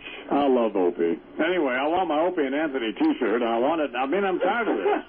Sid, why didn't you get it for me? I'm trying. It's gonna. Did you call him? I called him, and no one's called me back as of yet. So I don't. You gotta even Opie and Anthony don't want to associate with Sid anymore. That's unbelievable. Hey, listen, when Opie and Anthony won't talk to you, you are a dirtbag. 3 minutes after the hour. That's very funny. So there you go, guys. Donald in Detroit, you're a star today. Thank you, buddy. Man, I've been with you since day one, since about 6:08 when you finally got it on the air that first morning. Oh, cool. Nice. Thanks, Donald. Okay, buddy. All right. The best, that line, it looks like the steps of the Massachusetts courthouse in Boston. God damn, was that funny. Obviously, they popped up the picture of Opie and Imus on their show, and we're goofing on the fact that Imus looks like an old queen. There's the picture. It's up on opieandanthony.com and foundyourmusic.com, and that's what we like about Imus. By the way, we could just beat the crap out of him. He beats the crap out of us, and we just know it's radio and it's fun and stuff. Do that with Howard. He cries like a little baby and runs to the bosses. He can't take it. Runs to Mel. That's a photo. Make him shut up. Make him shut up. There were some funny lines coming out over there. By the way, Jesus Christ. God, it's a little weird though. He's almost like a stalker though. He's ordering Opie and Anthony T-shirts and everething. He'd wear one on the show, I bet. I'd love to see that. Oh, that would be huge. Well, he's kind of right. The shirts aren't made yet. Brother in prison. Well, that's why we did this whole pre-order thing. My brother did come up with a great design for an Opie and Anthony T-shirt. This is what. How funny it would be if Opie had to file charges against his brother for theft. Oh my God, he's got to get going, man. He's like a two-man operation, and he's taking on a project that I don't know. Now we have big celebrities waiting for these shirts. I know, Come on. Now I'm getting really nervous. You know what's gonna really suck? That just to tide him over, someone's gonna have to send him a Jim Norton slip in a puddle of AIDS shirt. That's great. Well, it's the Opie and Anthony Spread the Virus T-shirts. It's pretty much the first shirt we're really endorsing, I guess, Anthony. Yeah. And it really is a great design. Everyone that has checked it out really likes it and wants one. And you go to opieandanthony.com. There's a link to what you have to do to get your Opie and Anthony Spread the Virus T-shirts. He shouldn't have to buy one. Can someone send him one? Traded for some of his brother's salt. His brother hawking his goods. We'll trade brother products. Our brothers are all just hawking their wares, trying to eke out a dime. Anthony and I have this big career, and then our brothers have like sub-careers based on what we do. It's like, there you go. My brother's got a great U2 tribute band. Yeah. And, Yeah, the show helps with the plugs and stuff like that. Gets on and plays some of the music. And, you know, it's great. You get to help out a little bit. Yeah, sure. Help out the family. Imus is selling the salsa. And he's selling my brother's T-shirt And today, your too. brother's T-shirt. Now the T-shirts are even more famous. That's it. My brother's email address is drduk@aol.com. Dr. Spell Duck. out doctor, too. Yeah, spell out doctor. So it's drduk@aol.com. But all that info is on opieandanthony.com. And he's still doing pre-orders. Yeah, still doing the pre-order. How long is this pre-order phase going to last, though? And when he can answer all his email? I'm telling you, Yeah. he's taking on a project that is just spinning Huger out of than huge. control. Just spinning out of control. He's trying to hire some Mexicans right now to help him out. All right. Well, should we take a break here? Yeah, sure. And then we'll continue, I guess. We got more of these psycho ex-girlfriend phone calls. We got to get Love to more of these. Also, Matt Lauer with the Stones. Oh, that might be interesting. We'll take a peek at that. American Idol drops. What's this about, Anthony? Oh, Von Zell had a little nervous breakdown last night for some reason. She ate her ass during her first performance. They do two now. They sing two songs. And she ate her ass. And when after you do your song, you stand before the judges and they kind of critique you. She just lost it, bust out crying. Okay. I was having some problems. All right, we'll get into that next. Also, Sandy Kane is coming in again today. Why is she coming back? She's got a new song, yeah. She's got a new song, and she wants to show you a trick with her dildo. Bob Kelly's going to gimp in here? Yeah, he sounded a mess when I talked to him, but he'll be here at 9. He is a mess. And Bob Kelly, yeah. He is a disaster. All right. Rotten leg and pork stomach. And then we got to talk about Pat from Winaki. What's going on with Pat? I'll tell you next, I guess. He wants to buy a new van and do some things with it. And he does. Ooh, what's coming up? Maybe if we got his email, actually. We got his email, yeah. Ooh, so here, read that over, Anthony. We'll do this, and then we'll come back and do something Got there. an email. Boobs always bring this show to a halt. Oh, screeching halt. I am playing Whip 'em Out Wednesday. Whip 'em Out Wednesday. Whip 'em out Wednesday. Whip 'em out Wednesday. Oh, this is fantastic. This is epic. Beautiful. Whip 'em Out Wednesday. Whip 'em Out Wednesday. Those are real. How about the woman that took her shirt off? Ah, yeah. Sexy girls. Sexy girls. You have signed Wow. Earl Show boobs. Boobs. I see boobs. Yes. He just got wowed. Wow. It was amazing. That's nice. Opie and Anthony. Hey, yeah. It's world renowned. It's Whip 'em Out Wednesday. It's Whip 'em Out Wednesday. Whip 'em out Wednesday. Those are real. Cancel your appointment. Okay. It's Whip 'em Out Wednesday. It's Whip 'em Out Wednesday. Whip 'em out Wednesday.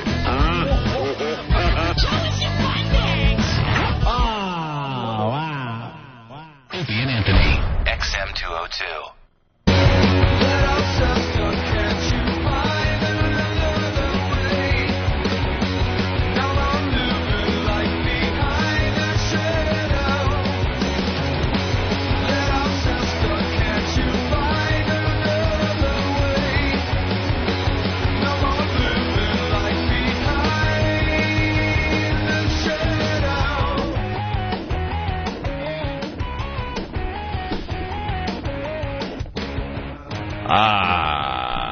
These breaks are way too short.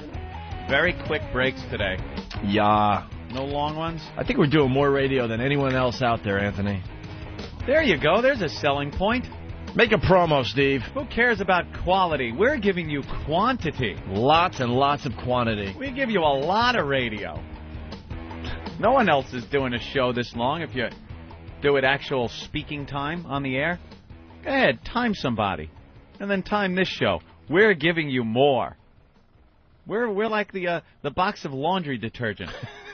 Gives you more for the same price. There you go. What a marketing scam. Look how much more they're giving us. 20% more.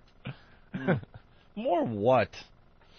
More air at the top of the box. Yeah, it's Whip 'em Out Wednesday, by the way. Make sure someone sends Imus some WoW stickers. And also, Steve wants me to promote his cute little side project, another website that he's doing called RateMyWow.com. Oh, yes. And it's a website I check out regularly, Anthony. Of course. I like checking out all the new girls that are listed on there. And it's a lot of fun to check out the ones that get the least amount of votes. Because, yeah, but that's boy, is that entertaining. That's what I was going to say. I mean, I enjoy regular girls showing their boobs much more than, like, really, really just over-the-top hot stripper girls with fake boobs and all that. Right. And I've noticed that we're not getting a lot of new ones at RateMyWow.com. So, ladies from all over the country, if you feel like showing us a little something, go to RateMyWow.com and figure it out, okay? There you go. Pat from Monaco's on the line, Anthony. And we got his email in front of us here. Hello, Pat. And he wants to help out the show. We love people that want to help out the show and market the show for us. Of course. XM doing a better job marketing the show, but I think we could do a lot more. And Pat from Monaco has an idea. Pat, what's going on, buddy? Hey, guys, what's up? Hey guys. Pat. Hey, how you doing, guys? Pat. I love the Pat. Yeah, we love Pat. I hear you got my email. Yeah. Okay. Hello? Yeah. The top of his email? Yeah. In the subject, because I guess it's his plan. He's got a plan for advertising the show and helping himself out and things like that. And it says subject, Plan 9 toes from Munaki. Because he's got 9 toes in parentheses there because he lost a toe to the diabetes. Yeah, get it, Pat? Well, let me read your email here, Pat. Okay. It says, my van is on its last legs. 10 years old with 356,000 miles on it. Like me. I'll be getting a new one in the near future, sooner if needed, if need be. It's got 3 wheels. I lost a wheel to diabetes. Hey, Pat, you've had this van for 10 years? Yeah, it's a 95 Ford with almost 360,000 miles on it. And you own or do you own the business? Yeah. It's called Philbin Transport. Philbin Transport, and he delivers things. Yeah. What's a day like for you in your van? What do you deliver? Anything from envelopes to like a van load of boxes, printed materials. Now, why would someone call a Philbin instead of, let's say, FedEx or something? Well, actually, I work for a courier who gets like lots of work, and they give it to me. Oh, so you're like the overflow guy. Yeah, well, yeah. Like eggnog, ooh. Oh, I see. He overflowed at the eggnog. I missed that sound. Oh. So he's you're doing okay in your business? Oh, yeah. I turned down work because a lot of people want to use me. Wow, look at that. Yeah. All right, well, let me continue with your letter. My question is, do you think XM would consider advertising the Opie and Anthony Show, XM Wow, designed by either, Cage or Opie's brother or maybe a contest, on the new van? Only with your okay, of course. Then he goes on to, I guess you've checked into the cost of a professionally applied graphic? Yeah, just a general inquiry. Right. On that website link I gave. Now we're talking about, everybody has seen the van, the radio station vans that drive around your town, and the graphic is applied to the entire van, and it's got, maybe a personality from the show, the call letters, some type of music that they play maybe on the side. So you're talking about something that would cover the entire van? Yeah, something that looks professional, something that wouldn't embarrass Opie. Right. It's got to be something professional, not just, like your van now with some WoW stickers on it. Yeah. Right. So I drive around, my windows down, I'm cranking the tunes, I'm cranking the show.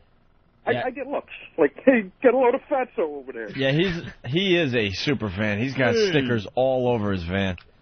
I guess we would do this. We just don't want any connection to this, just in case, like, he has some kind of dark secret or other life. Well, I'm sure bodies underneath my trailer. I'm certain XM will look into their legal department will look into the repercussions if Pat runs over a family of 5 with this whole XM Opie and Anthony logo on there. If we would be liable for anything. You know, obviously they should have been in the road. Get out of the street. Well, but basically, Pat says here that he comes in and out of the city all day in rush hour traffic. You travel about 750 miles a day, Pat? Well, no, that's like the most I've ever done. When okay. the planes were down at 9/11, I went to like Filer City, Michigan. Like 15 hours there. I took like a 5-minute nap and then 15 hours back. Says the average is about 150 to 200 miles a day. Okay. And a lot of visibility here in our fair city and surrounding areas. And it would make sense to have a van driving around like a mobile billboard, advertising. I could show up like at concerts or whatever. Yeah. He could be one of the go-to guys. It's not a bad idea. It's not a bad idea, but again, we would have to be we couldn't be held responsible in any way, shape, or form for any of Pat's actions while in this van. You know what I mean? Yeah. So maybe it's just I don't know, some kind of graphic that says I'm a fan of Opie and Anthony on XM Satellite Radio, or the unofficial Wow Right. van, or the unofficial. Yeah, that old gag. Or just that'll some cover way. things when I run that family of 5 over. Right. Just some way where we wouldn't be. Well, I guess we're going to pass your idea on to the marketing department, so we should hear something by hopefully 2006. Pat, we Does we like the box idea. have a shredder attached to it? We like the idea.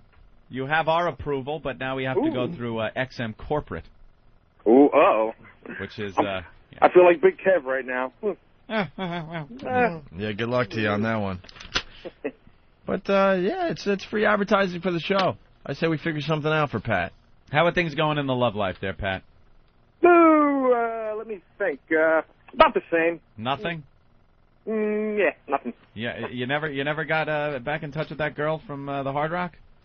No, I think she got hoof and mouth disease and died. This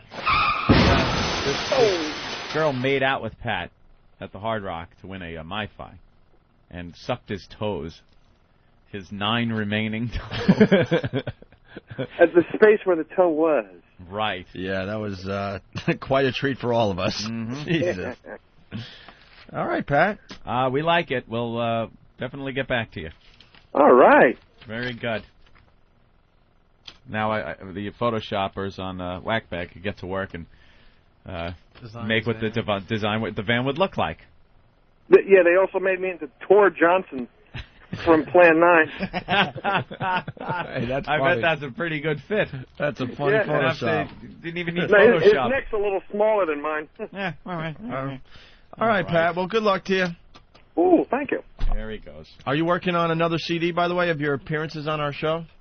Well, actually, my MiFi got stolen last week. Your MiFi got stolen? Yes, and I'd record all my mentions, like after the Jimmy taping for HBO, and you mentioned me and stuff. I recorded all that stuff, and it was all on the MiFi, and I was going to transfer it to my computer, and it got stolen in front of Sparks Steakhouse. That's not the worst thing that happened there. How did it? Where was it? I pulled over on I believe that's 46th Street right there, and I was going to do a delivery to 733 3rd Ave, and I was looking for the delivery entrance. So I got out and I just walked around the corner and the van was out of my sight for 20 seconds. Yeah. And these people just took it. Grabbed it. Well, I had my windows open because my AC isn't working. Oh, Jesus. You left your windows open and the MiFi was where? On the dash? Yeah. Oh, brilliant. Well, what now a brilliant... I have the direct connect thing, and now it sounds like 1,000 times better. Jesus. So no. see? Well, at least one of the brothers are listening to our show. Yeah, really. Yeah, listen to a bunch of Pat from Moonachie references on this stupid MiFi. Yeah. Who's his asshole? Right. Yeah. It's going to be the latest rap phenomenon. It's a celebrity. All right, Pat, thank you. All righty. Bye-bye. We're going to let you be. Let him be. There he goes, Pat. All right, Anthony, American Idol, we got the clips in front of us here. So there was a meltdown. Von Zell had a little emotional breakdown. Okay, but first we got this dumb Seacrest joke that he did last night. Oh. Well, good evening. Welcome to the show. My name is Ryan Seacrest. How was your week? Well, let's just put it out there. Lots of shock and outrage surrounding the show. And I just want to say, that's what happens when you lose a guy like Scott Sable. Yeah. What does that mean? I don't watch this show. He was. And that's when I thought maybe I should take a peek at this. That clip reminds me, no, you shouldn't. He was alluding to the whole Paula Abdul scandal. Obviously, he was very uncomfortable in his own skin to, make any reference to it and joke about it. You could hear. Jimmy, would you like to, or should I? What'd I do? Oh, nothing. Do you think that it was just that Ryan had to address it? I'm still confused. Yeah. What happened? What'd I do? Nothing. Do you think he just... What did I do? Help me out. Let me in on this and then just kill me. What did I say wrong? You didn't say anything Actually, wrong. nothing at all. My thing is I'm reading this Hustler thing, and I actually did not hear the exact quote, but I know he said something. Oh, I said address it. No. I didn't hear the quote. What did I say? You didn't say anything. What Ryan Seacrest said, I didn't hear. Ryan Seacrest? Did I say his name right? He was alluding to the whole Paula Abdul thing. I know. I heard him say, I'm Ryan Seacrest, and I just kind of tuned out and went back you to would think that'll make you tune out. You would think it was talking about the Paula Abdul thing. Right. And everyone's trying to is prepared for him to talk about it. And he starts talking about who was kicked off last week. Right. Yeah. But how did I say it? What you said was not even a problem. What did I do? Nothing. It's not like you put another black mark on the English language. Absolutely not. That's what I'm saying. Help me out. No. You just... Everyone else is laughing out there. I don't even know what I said.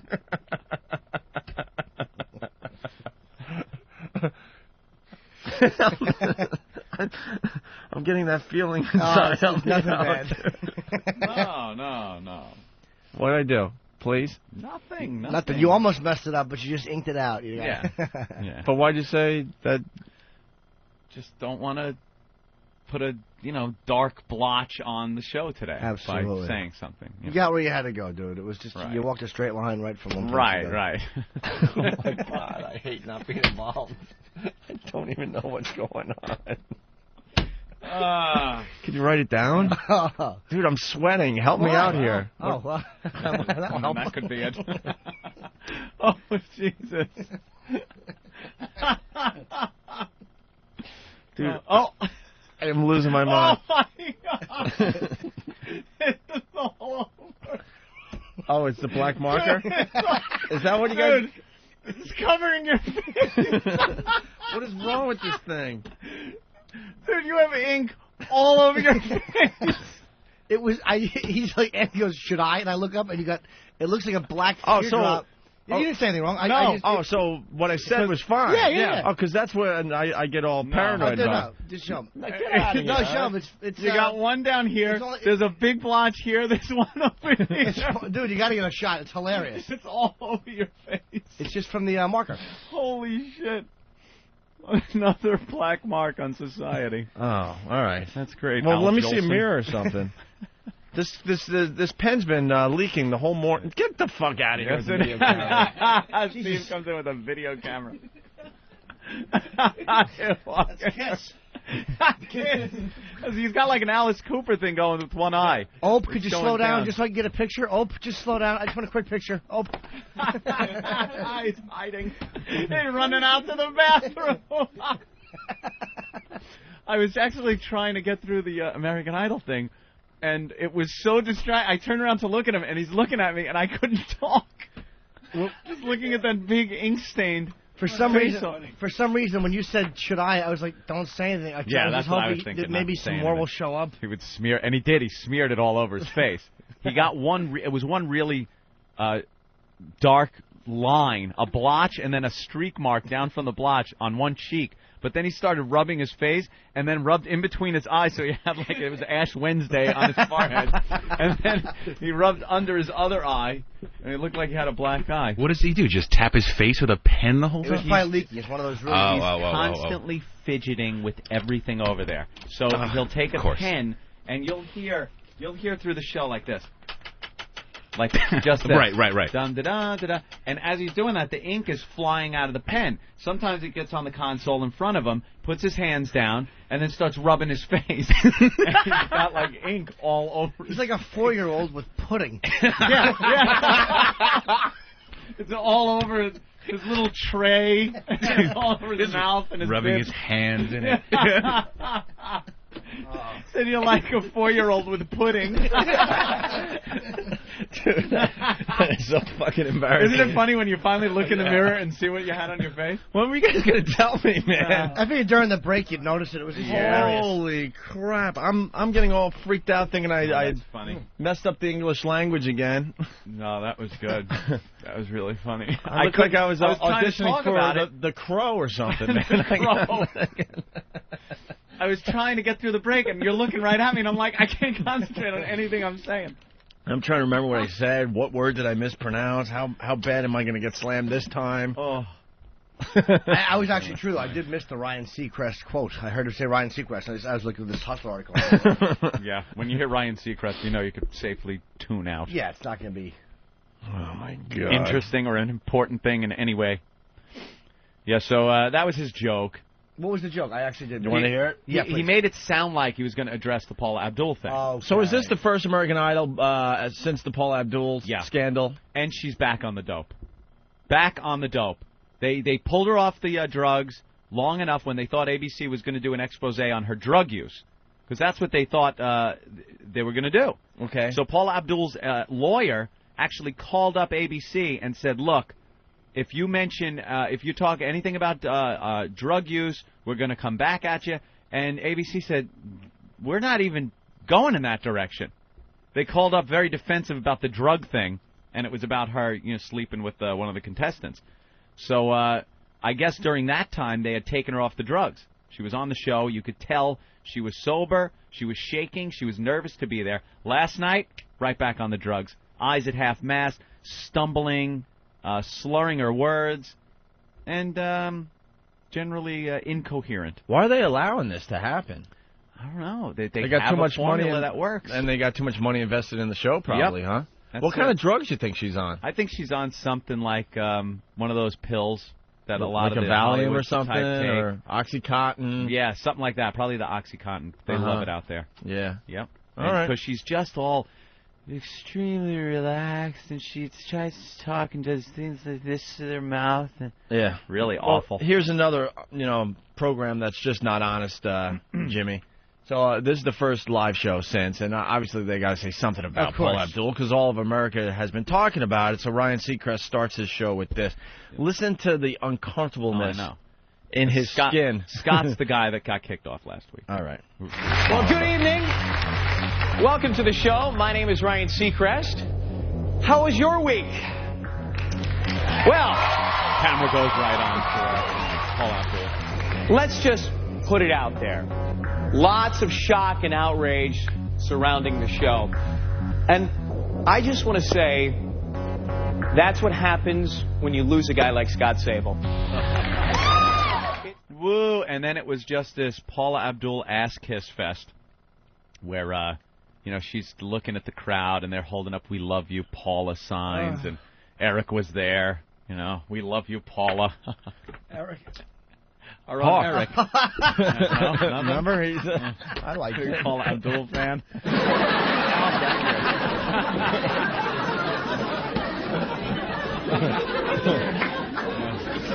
ABC handed those signs out, right? Of course they did. Okay, that happens, right? I didn't know if you meant our Eric, or I thought maybe something obvious was stated. Maybe Logan had showed like an up. Eric Logan type joke, yeah.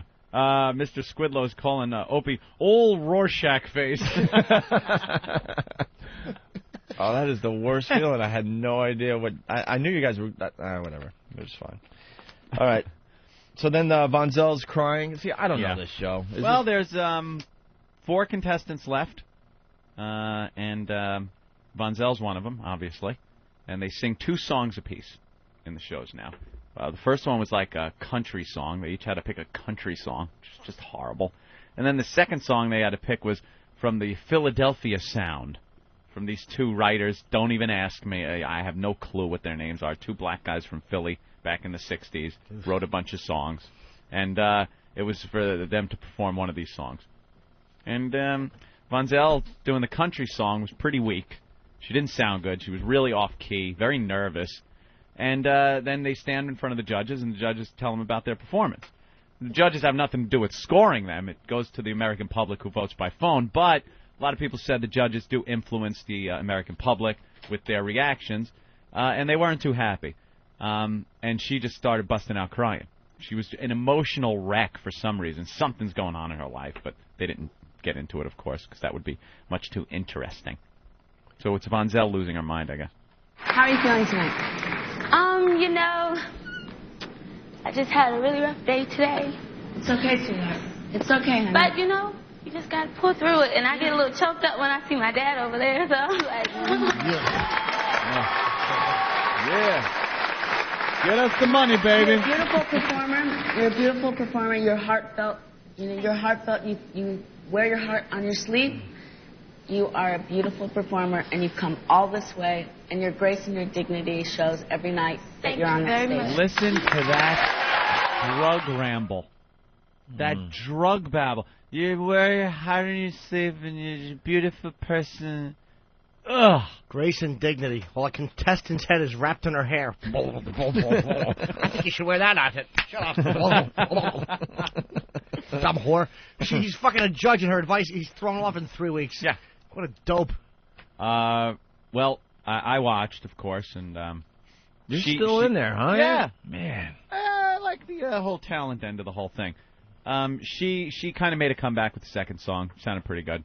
The Bo guy, the rock dude, he did a pretty good job. That Anthony Fedorov guy has got to go. He is horrid. He should have been gone weeks ago. Hey, which one is the blonde chick? The blonde chick is Carrie. Her name is Carrie. The country chick, the farm chick? Yeah, she's country. So her first song was the country song. She did a really good job. She looks the part. She's got the blonde hair. She's got the all-American looks. But there's nothing really that special spark or anything with her, so I don't know. But the public loves stuff like that. She's a good singer? She's a good singer. Got a good voice. Well, we got a taste of Anthony Fedorov's the next one to go. Well, here he is. This is a little taste of his performance last night for you, Anthony.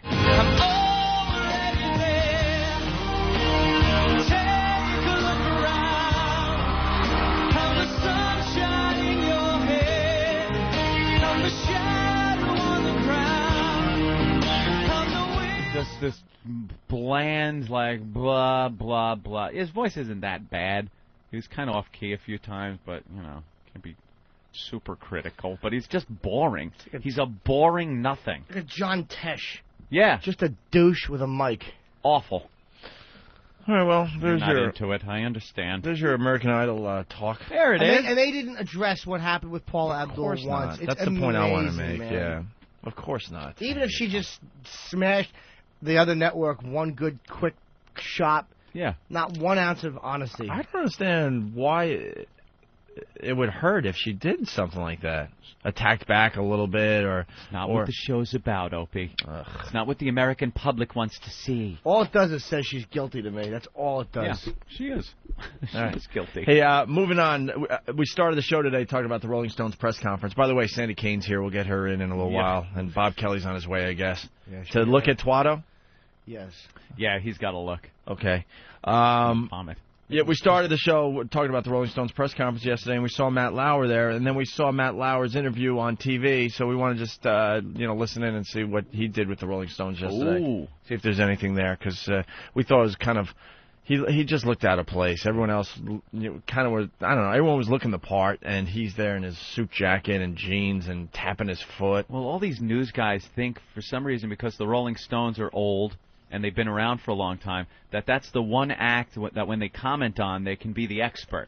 Like any other rock band, they can't really talk about it because their whole persona on the news is very stiff and stuffy, and we know. But for some reason, they can let their hair down with the Rolling Stones. Oh, I grew up with them, and it reminds them of, when they were younger, and they all of a sudden start talking like they can relate to the whole rock scene.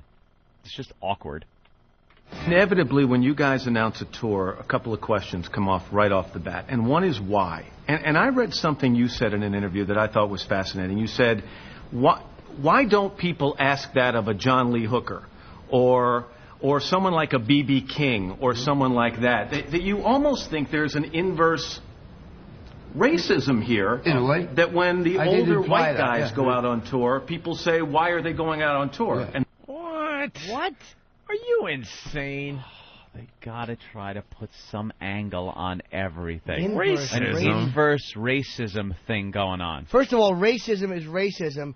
There's no such thing as reverse discrimination or inverse racism, you ass. If it's racist in nature, it's racism regardless of the race that's perpetuating it. The reason they ask why another tour is because they're a much bigger commercial success than guys like John Lee Hooker and stuff like that. Those guys, you can look at them and go, wow, they really do it for the music. These guys have been doing it forever. Yeah, sure, they made a few bucks doing it, but the Stones, it's a commercial thing much more than... You don't think B.B. King is going out there for money? At this point in his career, I think B.B. King is only going out there for money. You think? You see him doing the commercials. What he's doing? Burger joint commercials and stuff. You can't defend that. You're right. Matt Lauer sitting there making it sound like B.B. King or whatever his point was. The whole thing that the B.B. King, they don't ask B.B. King if he does it for the money. Of course he's doing it for the money. Maybe stop it. Maybe Mick, and I don't know what Mick's answer is, but to me it sounds like Mick was implying, why are these guys, maybe because they're blues artists or whatever, just seen as doing it for the art, but as a rock band or whatever. You understand what I mean? And plus, B.B. King doesn't have press conferences like this. Him and John Lee Hooker are not. I mean, B.B. King's a legend, but if he called a press conference like that, you think you'd get that turnout? No. It's the Rolling Stones, right? And everyone knows they're billionaires. They're probably the wealthiest group. I mean, maybe you too, but. That's they why have they the ask. most profitable tours of all time when they go mammoth. out. Yeah. They sell out fucking stadiums. B.B. King can't sell out a stadium. No. He's a very famous guy and a great artist, but he can't sell out a fucking a baseball stadium. Multi-day shows at stadiums that are being sold out. Yeah. It's a stretch just to bring the racism in like that, though. I know. What Why? are you doing? Dude, it's like Eric Logan says. You put these guys in a place, and you're going to sell a few tickets. Why hasn't he called to defend his quote in Rolling Stone yet? Where's Eric Logan? Where's ELO? King or someone like that, that you almost think there's an inverse racism here. In a way. That when the older white guys go out on tour, people say, why are they going out on tour? Yeah. And the jazz and blues guys go out on tour no matter what age they are. You croak on stage, you know. I mean, so we're no really different. We're just musicians. I mean, it's other people's bags that we get put in, and I mean, right, because we're white. You've made a load of money. Why the hell would you want to do that? Yeah, because we love it. It's as simple as that. We are musicians and we play. That's what we do. Okay, but. So we're the same as any other musician. That's what you do. That's your job. So that you want to do your job that you enjoy doing. But the other thing is that the difference, perhaps, between us and these other people is that we make a big lot of noise about it. Yeah, there you go. He is saying that. Big press conference thing. All right. I mean, what's a dumb question? If you want to ask why, but the inverse racism, Matt, stop trying to be interesting. It's a dumb question. That was a really bad question. When you talk about the dynamic that exists between you two, and I watch you two sitting side by side, I think, Keith, you said something, it's not a quote, but to the effect of, you guys like to antagonize each other. Sometimes. But not too much. To get the blood flowing. Flowing, yeah, but not flowing that much. Yeah. Just to get it rising, actually. You want to get to the point where you can go negative on that. Because it sounds a little like the married couple that fights so that they can have great sex after they make up. Could be. Well, I don't remember that bit. We've never got that. You think you would have remembered that? I think I might have done, even in the days of yore. But I think that... No, it seems to work like that. Sometimes a mixed temperament is very different to mine at times, but when we start to work together, we suddenly seem to have the same. Yeah. And it's, you know, I mean, I think everybody's we're both very passionate about what we do. We have different ways of working. I think everyone does. You're probably right there. I mean, if we didn't care, we'd say, just sling a couple of songs together and see it and throw them against the wall, you know. Yeah, what? All I can think of is Pirates of the... What was Johnny Depp's movie? Pirates of the Caribbean. Yeah. Let's go to Kevin and Philly. Kevin? Hey, I was going to say, if John Lee Hooker had a press conference, they better bring shovels because he's been dead for about 6 months now. That's right. I forgot about that. Okay. Good point. All right, I'm punching. Oh, nice. And Matt Lauer referred to John Lee Hooker, right? The last question wasn't bad. The interview so far is not awful. It's not as typical as you. At least I'll say it's not typical. All right, we got another quick one here. Ooh. You go out there and you put yourself on the line and you make sure you're as good as you possibly can be, and you don't about and you don't rest on your laurels, and you just give the best show you can. And even if you feel terrible, you've got a cold, your back's aching and all that crap, and you just do it. And because you are putting yourself on your line, and those people have paid whatever money, good money to see you, and you better be bloody good. What did they bleep? I don't know. I said fucking. Oh, because this is available for everyone on XM or something? No, oh, no. This came right off the Today Show? Oh, okay. All right. And also, well, you know what? I know why they beeped it. It reminded me when I was watching an old Tough Crowd last night, and I did a joke about the trench coat mafia, and Comedy Central beeped me saying trench coat. Are you kidding? No, I'm not. I have the clip. They beeped me saying trench coat. Why would they bleep trench coat? Because standards and practices are all fucking women. Anyway, just that's probably why Nick said something like that. I'm trying to... I can't fathom why trench coat in trench coat mafia. Would that be... They didn't want to... Too specific. Making fun of... Too specific. Columbine thing? Yeah, too specific. Unless you're a cartoon, you can't say that. We're a real network with integrity. Eesh. I hope the problem with Chappelle's show is the fact that they are screwing the deal up and he goes somewhere else. I almost think that that's not it, to be honest with you. But whatever it is, there's a part of me rooting for them to lose that show. Yeah. Only because it's such a smash. Mm-hmm. And I don't care what happens, it would do nothing but shed an awful light on the people running the network. Right.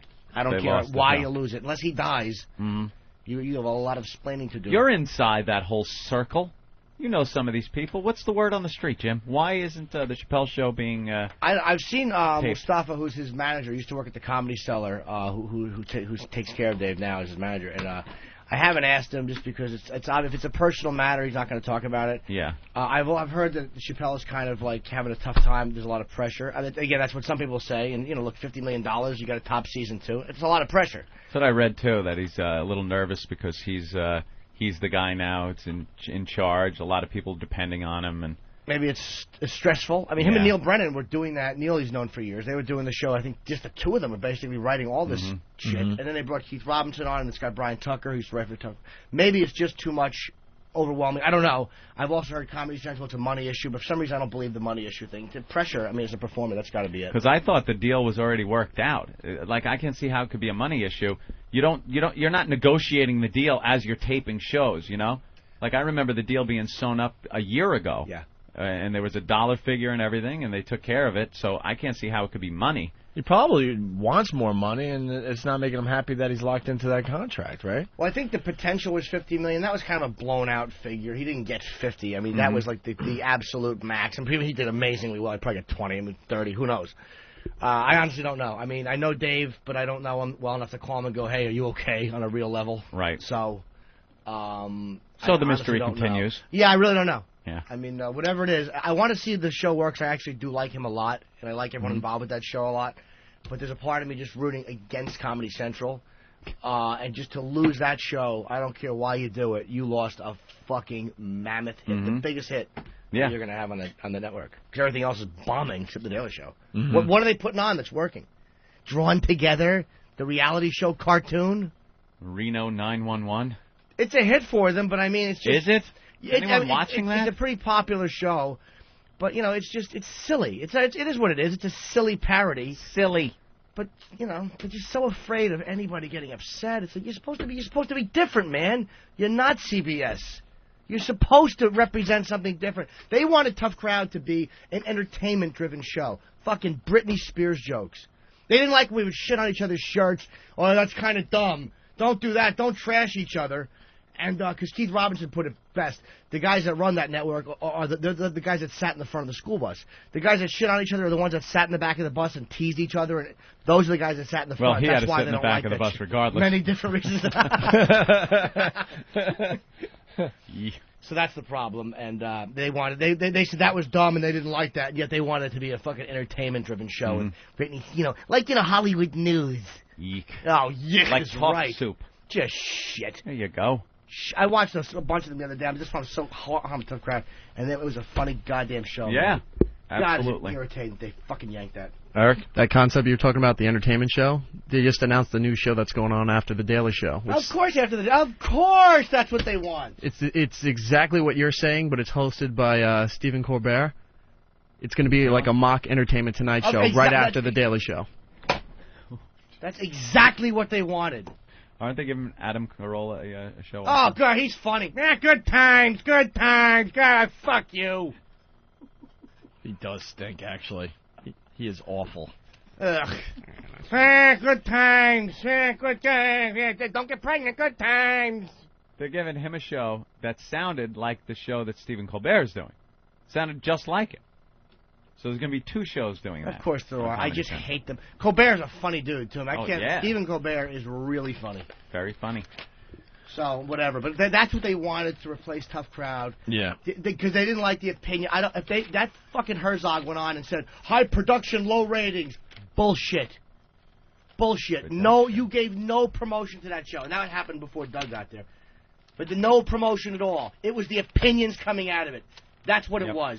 It's coming out that Doug Herzog was behind Family Guy being canceled the first time around, too. I've heard that, too. Exactly. I think I heard it here, actually, from you guys. Good move.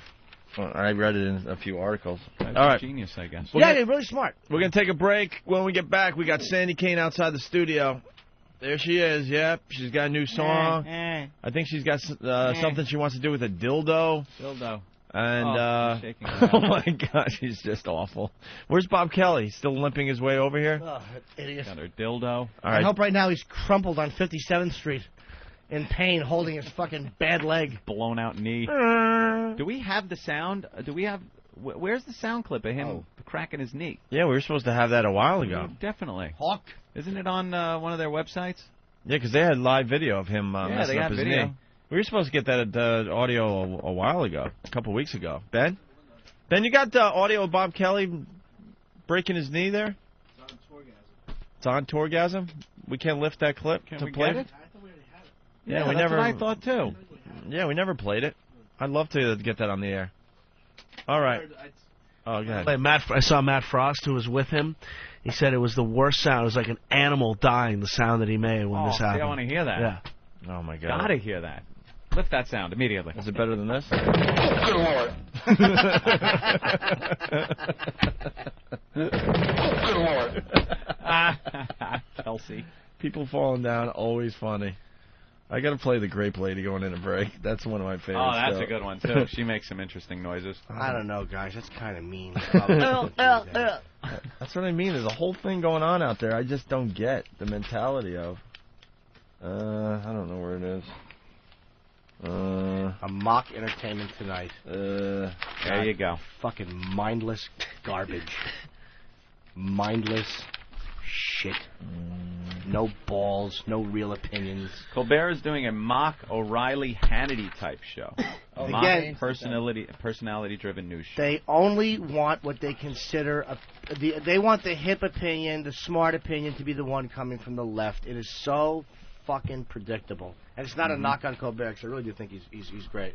All right. We're going to go to break with this. The reporter falling out of the vat of grapes. She was stomping grapes, fell down on her neck and her face. And this is what happened. Oh,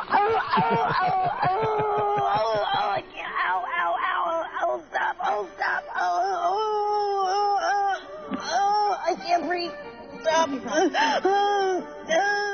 Like sand through the hourglass, so is the Owen virus. But can I honestly say anybody rips me off? I mean, when I hear the same exact bits done, that's how I say it. I mean, what about wow? That's totally their idea. Oh, there you go. Okay. There's something new. Well, and then... There's something new. You know what? I used to do that in Washington, D.C. Tell them, Fred. I used to have people tie bandanas around their cars so that women would take their clothes off in the cars. Dude, get with it. All right, well, I mean... Give me an original idea.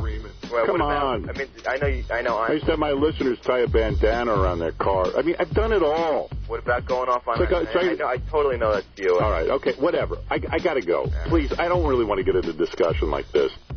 So delusional. That is really funny. See, Someone found the clip. Yeah, that's something we couldn't play on the old show because of the gag order that he placed on us. How do you tie a bandana around your car? That's a great one. That's a big bandana. What's the matter? My car has cancer. People throwing frisbees to their cars, jumping, grabbing. God, just showing your age, man. You can't even tie bandanas to antennas anymore. It's all hippied out. You honk the horn, it's like beep, beep. Dude. Honk, dude. He's so delusional. Oh, man. Just admit it. Bandana Wow is such an original idea. I invented everything. I've done it all. He even said, I've done it all. Wow. Even the stuff that's going to be invented, I did already. There's no original I went into ideas. a time machine Everyone and I should already just did it. kill themselves. Right. I've done it all. I was the first one to do anything. Marconi ripped me off, Robin. Remember the, what was that thing called? .. Morse code. It was Howard code earlier. The guy ripped me off. I invented SOS. Robin. What a complete jackass. He's the guy. Wow. Wow. He invented wow. And it had nothing to do with Whip 'em Out Wednesday or wow. It was tying a bandana around your car. Thank you, Howard. And what were we supposed to do if you saw, like... I don't know. He didn't really explain it very well. Of course he's not going to explain. If someone had a bandana tied around their car somehow, girls would get naked in the car? It wasn't even flash. Yeah, girls would get naked. They're driving, taking their clothes off, crashing into a button, Robin. I invented traffic accidents. A bandana around an antenna. That reminds me of something else I've heard. It's called the fucking flag. That's not exactly somebody's fucking invention. I invented that, Robin. They say Betsy Ross did that. I sewed the stars on. Ooh, it was all me. I don't care. I don't care. I honestly don't care. I don't care. I invented the bandana. Opie and Anthony, the virus is spreading.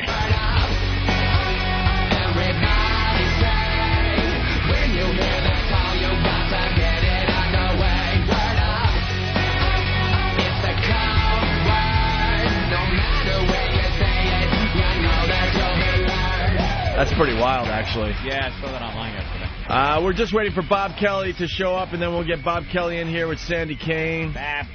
Still got to try to play a few more of these psycho ex-girlfriend phone messages, Anthony. Yes. And you were just telling me something over there about a weatherman in Florida. Yeah, this weatherman in Florida. Listen to this story, Jimmy. If you could just get the news, look up Florida weatherman 14-year-old boy or something. That might get it. 14. And sexy. Yeah, he's in prison. They did an interview with him on some website. And apparently he was like one of the most successful or popular weathermen down on Channel 7, I think, down there in Florida. And he apparently a gay guy. He's on his computer one night at home, and he's tinkering away and goes into an AOL chat room that was called Fathers and Sons. You know, there's trouble right away. Yeah. Yeah. What's his name? Bill Kamali. Bill Kamali. He got 5 years in prison. 5 years in prison. Wow. Lifetime probation. Lifetime probation. So he's screwing around online. He's in this chat room. He strikes up this conversation with some guy who's presenting himself as a 14-year-old boy. Okay. This weatherman says a few inappropriate comments, which might even be listed there. Things about, do you like to kiss? I would like to kiss you. Things like that. The weatherman's story is he just went into this room assuming it was other guys his age, kind of role-playing, things like that. That was the only inappropriate thing that he typed in. The 14-year-old then starts coming off as this real troubled kid, talking about how his stepfather is with his mother just for sex. He doesn't get any attention, kind of playing the part of the troubled 14-year-old boy. So this weatherman starts talking to him, trying to, I guess, give him some support, and gives him his cell phone number. So now the kid calls, and he said the kid wouldn't stop calling. All the phone records show that the kid made the calls to the weatherman. Gave him the address to where this 14-year-old kid lived, And the weatherman said, well, I'll stop up there and see you sometime. He was going up to check out some, as he's put it, hurricane damage in this area. The kid lived there, kind of close, about a 100-mile drive. So he decides he's going to drive up. He was going to drive up now because a few weeks have gone by, and the boy had kept calling him and saying, why don't you call me, or why don't you talk to me online anymore? You're giving up on me just like everyone else has. I thought you were different, all kinds of stuff like that. So the guy decides, I'm going up there, I'll drop in on the kid. He drives up, gets out of the car, boom! Christmas music. The cops pounce on him. Knocked him down.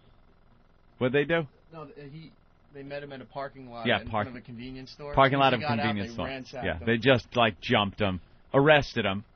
And some reason, he says he regrets this now, he pled guilty. He said that, during the interrogations, they kind of tell you that if you don't plead guilty, you're going to get twice as long a term and stuff like that. And he claims he was completely set up by this whole thing, that you could look at the phone records, everything else. A lot of people say, what the hell is this guy doing in the further? The whole MO is wrong. Like, he shouldn't have been doing this in the first place.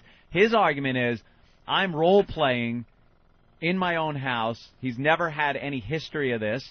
And why can't two people role-play in this way on a website? So he's assuming the guy he's talking to might be another adult. Another adult acting like he's a kid, and if that's what you're into, you should be able to trade this back and forth, blah, blah, blah. And then, but then you get to the point where he is going to visit what he says is some kind of mission of mercy to help a poor kid out, but, you're not supposed to be going to drop in on 14-year-old boys. Well, Anthony, the correspondence grew increasingly explicit until the two agreed to meet in Fort Pierce to spend a Sunday afternoon together.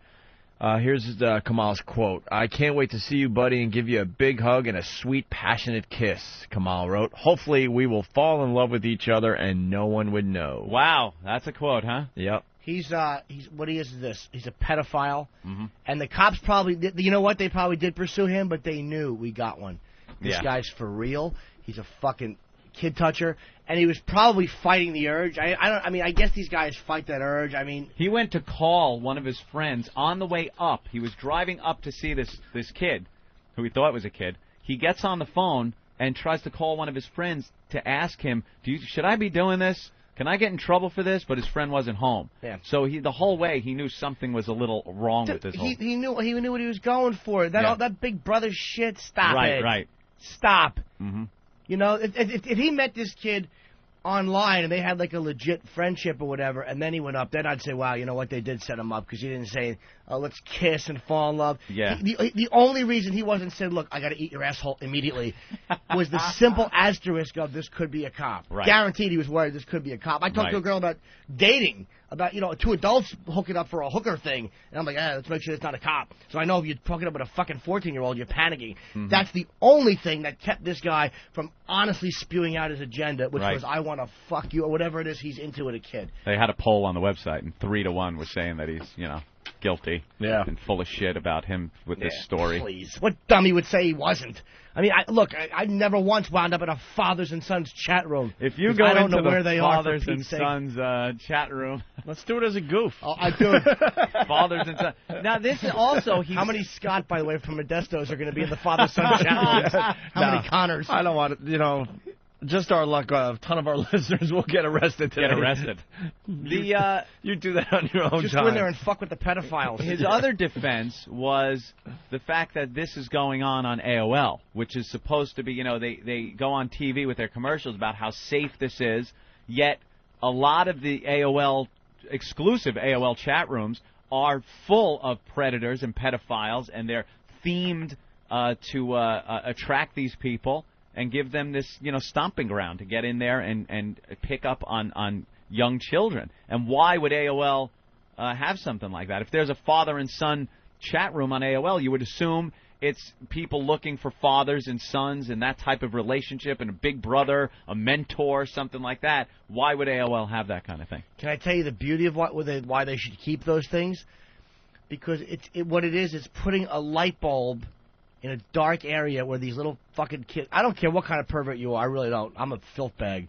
But when it comes to kid touching, they just lounge and they hide in the dark. So you put that light bulb up, which is these chat rooms, and these fucking vultures circle around that light. And you know what? The more cops they put in these places, the better. I love it when these cops pull these undercover operations. And if you're in that situation, you got to be pretty damn desperate because they got those rooms pretty... they're monitored. They're monitored like crazy at this point. You're always reading stories about that, you know? And there's a story almost every other day about someone getting caught doing this exact thing. Here's another part of the story, Anthony. Kamal admitted arranging the meeting but denied planning to have sex with the boy. He told agents he wanted to love the boy as a father figure but admitted communicating with other children. But he admitted communicating with other children over the internet and possessing child pornography. There you go. Bye. On his computer. Adios. Under terms of the plea bargain, Kamal also agreed to forfeit his computer equipment. He said his defense to that was he gets a lot of emails with a lot of attachments. Wow, you really know this story. I read the whole interview last night online, and he says he gets a lot of attachments and opens them up and then just deletes them, and somehow they ended up on his computer. Whatever. What is this that guy? Old gag. What is this guy doing? A shock jock radio program on the side? Who the fuck is sending a weatherman? That's what I'm saying. Why should he be so lucky? I mean, that is terrible. You know what? I've gotten a lot of sick things. I've gotten the shit in the mouth in the tub, put over the girl upside down with the liquid dump spewing out of her. Yeah, I've gotten the worst things sent to me, and I've never gotten that kind of crap. Even the listeners know. Who's opening you don't send anything? That crap. Who's opening files from the listeners? Jesus Christ. I'll open. Some of them are funny, man. I have not opened one thing. I haven't opened up a file like that in a long time. Send them to Steve. I got a great Let him get in trouble. Called worm.exe. I'm like, that's got to be a that's really a good funny one. This just in, Bob is close, having a tough time walking. Can we get one of our guys out there to see where he is and Bob. How about with a Roman and walk him and a in? whip? Walk him in with a cell phone so we can see how he's doing. Dude, my leg. How about getting into a cab, cheapskate? Where's he walking from? Do we know his route? What a his route? shithead. No? All right. What else is going on? What's up with the runaway bride, Anthony? She have a few skeletons. And she went into a mental hospital, right? That's to save face, I guess, so she doesn't do time over this crime, I'm assuming. It's the Pat O'Brien strategy. Or is she really a kook? You screw up, you get your ass into rehab. Yes, she seems to be kind of a kook. She's in there for mental issues. They're not really getting specific. But this happened right on the... it was perfect timing. The same time her previous criminal record came out. She likes to steal things. Oh, She's really? a shoplifter. Nice. She's a shoplifter, and they had three of her mugshots in the paper today, and they all looked exactly the same. Her big owl bug eyes with the little ruler behind her. I don't know. Old burn victim eyes. The first mugshot isn't that bad. Which one? Oh, the first one doesn't look too bad because she's not possessed. She's not and possessed her hair yet. is kind of in her face a little bit. Can I interrupt you? Look at this mess. Is Bob here? Yeah, look at this guy. Oh, Bob, get in here. Bring Bob in. Bring Bob right in. Bob doesn't have to. Look at oh, you poor bastard. Hurry up. Look at him working it. Hurry up. He's yelling at him. You're working it, man. Wow, Bob. Look at him work it. Holy shit. What's you up? really screwed up, didn't you? I'm a fat ass. I'm a fat... You know, actually... They tried to get me to watch the footage. Yeah, can't do it. No. Well, they brought us all into a room to watch the footage. Yeah. And they're like, I'm sitting there going, yeah, I relive it in my head like 80 times a day. Right. It wasn't the slightest bit, like, funny or anything. This is something, one of those horrible things that happened to you. Dude, it was probably one of the best days of my life. I mean, being on tour, luxury tour buses, went to Niagara Falls. I threw the executive producer's hat off the falls. It was beautiful. Yeah. I ran. He chased me. Then we played football. We're having a great time. See, that's where you made your mistake. Dude, and they said that I jumped like 8 feet off the ground. I don't know. They said, I can't believe how high for a fat dude you got off the ground. And all I remember is... You heard a sound. And me just going... I broke my leg, dude. Really? Just screaming it? Dude, I screamed I broke my leg for probably around 20 minutes. Did it hurt? Such an ass. What a dick. He's such an ass. I'm so glad that it was with my L.A. comic friends, though. Yeah. Instead of my New York comic friends. Oh, of course. Because, you know, if Norton, Patrice, and Keith were there, it'd be like, dummy, get up, you Walk jackass. it off. You'd still be laying in a field. Now, what exactly, medically happened to you? I tore my ACL and my MCL. Yeah, So the side of my in English to our dopey listeners. The side of my knee, the muscle that holds your knee so it doesn't fall off. The muscle that holds your knee. It got torn on the side. I mean, almost ripped off. And, Oh.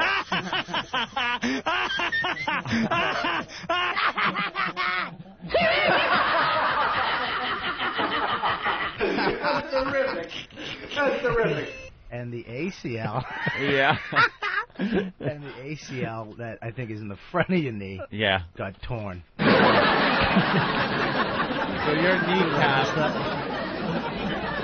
your kneecap is just like floating there then. Just floating kneecap. Yeah, well, you know Wasn't what? connected to anything. Well, now it's tightened. The MCL tightened up a little bit, but the first couple weeks, like we were doing Penn State, it was like 8,000 people, and I was like all excited, but I had my cast on. Yeah. And just before he was about to call my name, my knee popped off.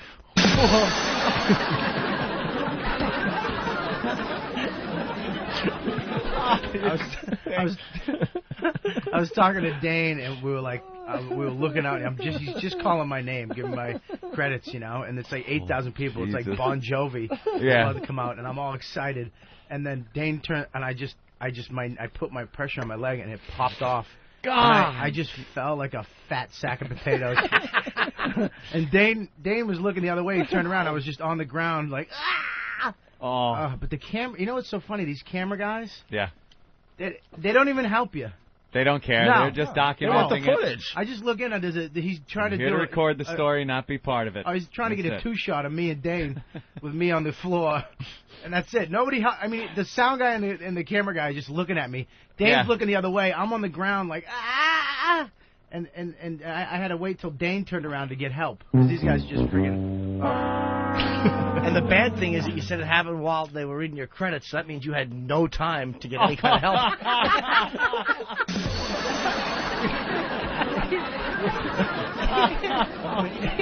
How much help can you get in the time it takes to say Carson Daly Show? I've done other shit, you ass. You don't think I'm using O&A as a credit? You're out of your fucking mind. Really? I have people go to me, too. They're like, dude, I hear you on the show all the time. You're great. I'm like, dude, I've been on like 3 times, you ass. I'm like, thanks. They think I'm Jimmy. So did you do the gig, or did you walk it off? Dude, let me tell you something. As soon as it happened, I'm on the ground, I'm screaming, and I'm sitting there going, dude, I'm not getting taken off this tour. And they thought it was some honorable thing I was saying, like I'm Rocky. Don't take me off, Mick. Cut me, Mick. The only thing I was thinking about is the fucking money. I'm not getting half a paycheck. Bob, when that DVD comes out, though, you're going to be the star. Know how many people are going to watch that part of the DVD? That's gonna be and then it's going to be moment. thrown on the internet, and everyone's going to be laughing at you all over the world. You don't even know how bad they're going to be laughing. I heard some of the audio. I haven't heard it yet. I want a clip. When do we get the exclusive audio there's of one this? part that I really hope you guys don't get. I say, we'll get it. Someone was holding my hand because the pain was so bad, and Holding then your they let go of my hand. Oh, and no. I go, Don't hold, say it. I go, hold my hand, hold my hand. Oh, no, you didn't. Hold my hand. Like he's in a rice paddy somewhere in the Nam. Don't let go, man. Don't let go. What happened after that? The doctor said, push, honey, you're doing great. Any man holding on his own kneecap can drink out of my canteen anytime. Take the pain. Take the pain. I want you to look at this piece of shit. Tag him and bag him. And as soon as Hold I my said hand? it, because I was holding, I think it was Jay Davis's hand. I'm holding it, and it was like I didn't want to cry, Yeah. Because that would look really bad. well, because there was nothing on TV to motivate us. No little midget proposal. This idiot will cry at a midget who really should have been just killed at birth, and his leg is hanging off, and he won't cry. Jesus, Bob. I was thinking about that after. I didn't want to cry, and my kneecap was broken in half, and I didn't cry. But a little midget gets proposed to. You're welling up. And I'm like, oh, God. Midgets, midgets remind me of kids. That's what happens. Is that what it is? Yeah. So it's like a little kid? Yeah, like a little kid getting married. That's cool. But, yeah, I said, I let go of his, he let go for some, I don't know who would let you go. probably realized in a moment of clarity he's holding your hand. Yeah, two men holding hands in a field. Two men in a field, right? Bus full of people. As soon as he let go, I went, hold my hand, hold my hand. Okay, terrific. And then as soon as I said it, I was like, fuck. Shouldn't have said that. The dumb Dominican that did this to me. Well, he did it. Kind of fucked me up. Yeah. I'm sitting there waiting for the ambulance. I didn't open my eyes, and they put my leg up on a stool. Ooh. Right? All of a sudden, my knee is like killing me. It pops off the stool. This fucking Dominican was tired, so he sat down on the stool. Son of a bitch. I hear the guy go, dude, don't sit down, don't sit down. I'm like, did you just sit down on my leg? This fucking dumb Dominican sits on my leg. How did it happen? What were you going for? Well, jumping? Yeah, you know what? I quit.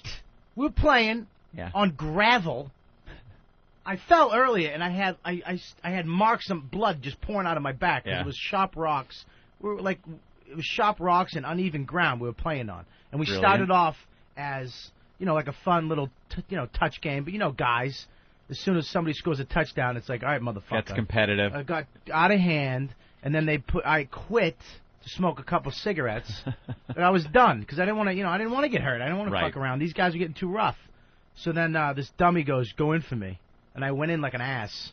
But this Dominican guy, one of the cameras guys, he's not used to American-style football. He's used to, the game of the foot, the soccer. Soccer. So he's going up, and he's like, grabbing me, pulling me down. And I'm not even getting the ball. I'm like, dude, you got to relax. You can't, it's two-hand touch. You can't grab me and push me like that. Yeah. Oh, I'm sorry, Bobby. I'm sorry, So we went up for the ball. He was supposed to get it. I went up to block it. And he's like 8 feet tall, and I blocked it. I must have went up like 80 feet. I swear to God, I jumped like a superhero. Yeah. And when I came back down, his leg grabbed my leg, and I came down. All my 200 and fucking whatever something pounds came down on this leg on a hill. Uneven surface, a lot of weight. And then it just all I heard was this. That's all I heard. You heard a sound. Was that the stuff just ripping? It was the sideways, and then the backward. Was it tearing like Velcro? Tearing like Velcro. Exactly. Exactly. And I couldn't get out of my head. I still think about it at least once a day. Hear the sound. The exact sound. Just and I picture my knee. I actually felt the side of my foot hit the side of my leg. Oh, God damn. It's exactly, that's the same response is rough. When Norton tells me about duties on his chest. Yeah. It's the same Equally feeling I get in my stomach. You get a rod? Wow. Well, that sounds very painful. So how long are you going to be in the cast and all that? Well, you know what? I still haven't seen it. I saw a doctor on the tour, but I have to go see a doctor Friday. I still haven't seen a friggin' doctor yet. Are you kidding? This No. could permanently fuck you up. Yeah, You gotta get to a Why do you doctor. turn into a Jewish grandmother? Are you serious? This could permanently mess you up. Why are you doing this to yourself? You're being a jackanapes, is what you're being. Where? Really are. Where? Go see a doctor. Where? Yeah, Bob tore his kneecap off. You're kidding. How did it happen? Oh, no. I came up like a bat out of hell. A little pissant.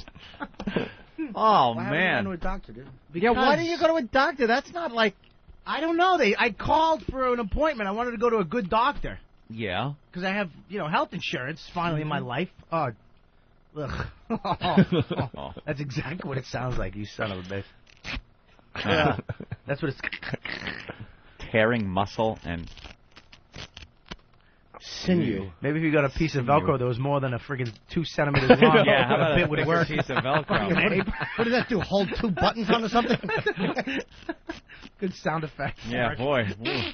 It really drives home the Opie says seriousness of the whole thing. This is like old school radio, everybody. Eric just ripped it off his sneakers. So why wouldn't you see a doctor right away? I mean, you need an operation, all that crap, right? Because New Wave, the production company that put it together, and then there's Dane Cook. You know, Dane paid for probably most of it out of his pocket. Mm-hmm. You know, so he owns it. And there was an insurance. You know, who's paying for this? Yeah. And I was like, you know what? I paid $300 a month for medical, so you know, I'll go. But it took me. These doctors are so good, I guess, that you know, they get a lot of shit. An appointment? I guess a lot of people have ACLs that need to be fixed. I don't know. That seems like something you should just kind of. It sounds fucked up, right? Maybe get to sounds right like away. It should have been taken care of already. I went to the guy that I'm going to see website, and then I called this other guy who was going to give me an appointment the next day. Yeah. And he's got like a flat HTML page with a picture that his daughter took at a picnic.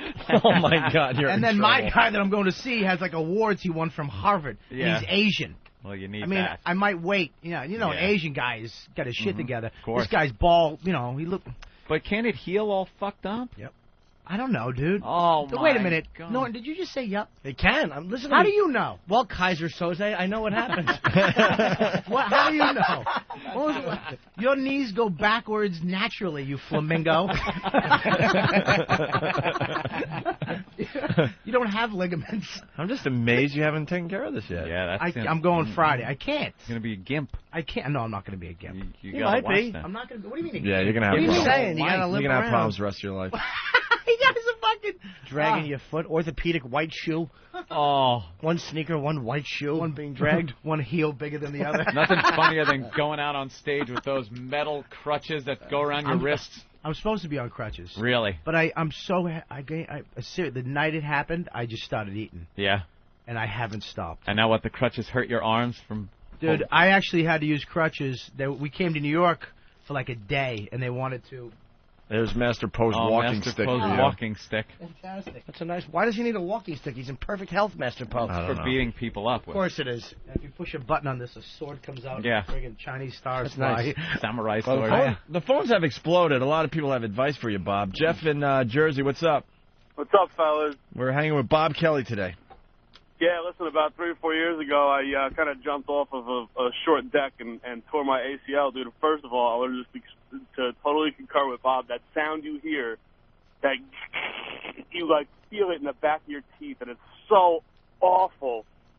And I didn't get it taken care of at first, and when I finally went to the doctor, he's like, well, you know, you're probably all right not taking care of it, whatever. Now, if I walk down the street and just take a weird step or, like, a half step, my knee will shift right out the side of my...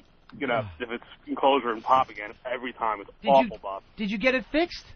No. I'm getting mine fixed. I'm not an animal. I'm going Friday. I'm just taking a long time. Get it fixed, you fucking ape. What's wrong with you? Dan in Boston, what's up? What? Hey, you, go. Ron. What's up, Bob? Yeah, What's up? I tore my ACL out and I stressed my MCL as well. That's what I did. I know the surgeon in Boston, the Pat surgeon. Yeah? He's the man. He did Kerry while he was while he was running for presidency and stuff like that. Yeah. Like Kerry tore his ACL? Kerry had his shoulder strain. This What? guy's the best. How hard is this guy to get in to see, Ben? I got in to see him, and I'm just an average Joe. Really? So, You're not somebody important? What? Thanks, Jimmy. I didn't say that. That was Bob. That was Oh, Jimmy. I didn't. Okay. I mean, I know you're not important. I wouldn't ask. I can send you guys pictures if you want. I have pictures from the arthroscope inside my knee. Ooh. Wow, that would be exciting viewing on FoundryMusic.com. They have... I have before and after, and then Bob, Jimmy. First of all, it doesn't heal on its own, you dumb piece of shit. Dude, this is a serious... Can you stop misquoting me, you horse's ass? I didn't say it did heal on your own. I asked him why you didn't go to a doctor. What are you listening to some other local show and then just putting my... What are you... I didn't say that, sir. He did. No, but Christ. he did kind of say that. I know what you're saying, dude. He did kind of I say that. said go to a doctor. I don't care if they amputate the fucking thing. I know it's not going to heal on its own. Jimmy, what are you talking about? Slobodan Milosevic was right. Stop misquoting me, you Boston moron. Punch out, Dan. Punch out. Oh, okay, punch. Bye, Dan. Bye. Stink, Dan. Almighty. Let's go to Duke. Duke's laughing his ass off. Duke in Jersey, what's up? The professional athletes get that shit fixed immediately so it doesn't get all fucked up. Apparently you haven't seen my torso, you shithead. Yeah, I'm not a exactly. professional athlete. I'm a barrel-chested fatso. That's what I'm saying, fat boy. You gotta get that shit fixed yesterday. You're so Yeah, well, you know what? Apparently, friggin' the gook that I'm going to see doesn't have me on the friggin' top of his priority list because I don't make $1 million a year playing shortstop, shithead. I'm a fatso that tells dick jokes in Jersey.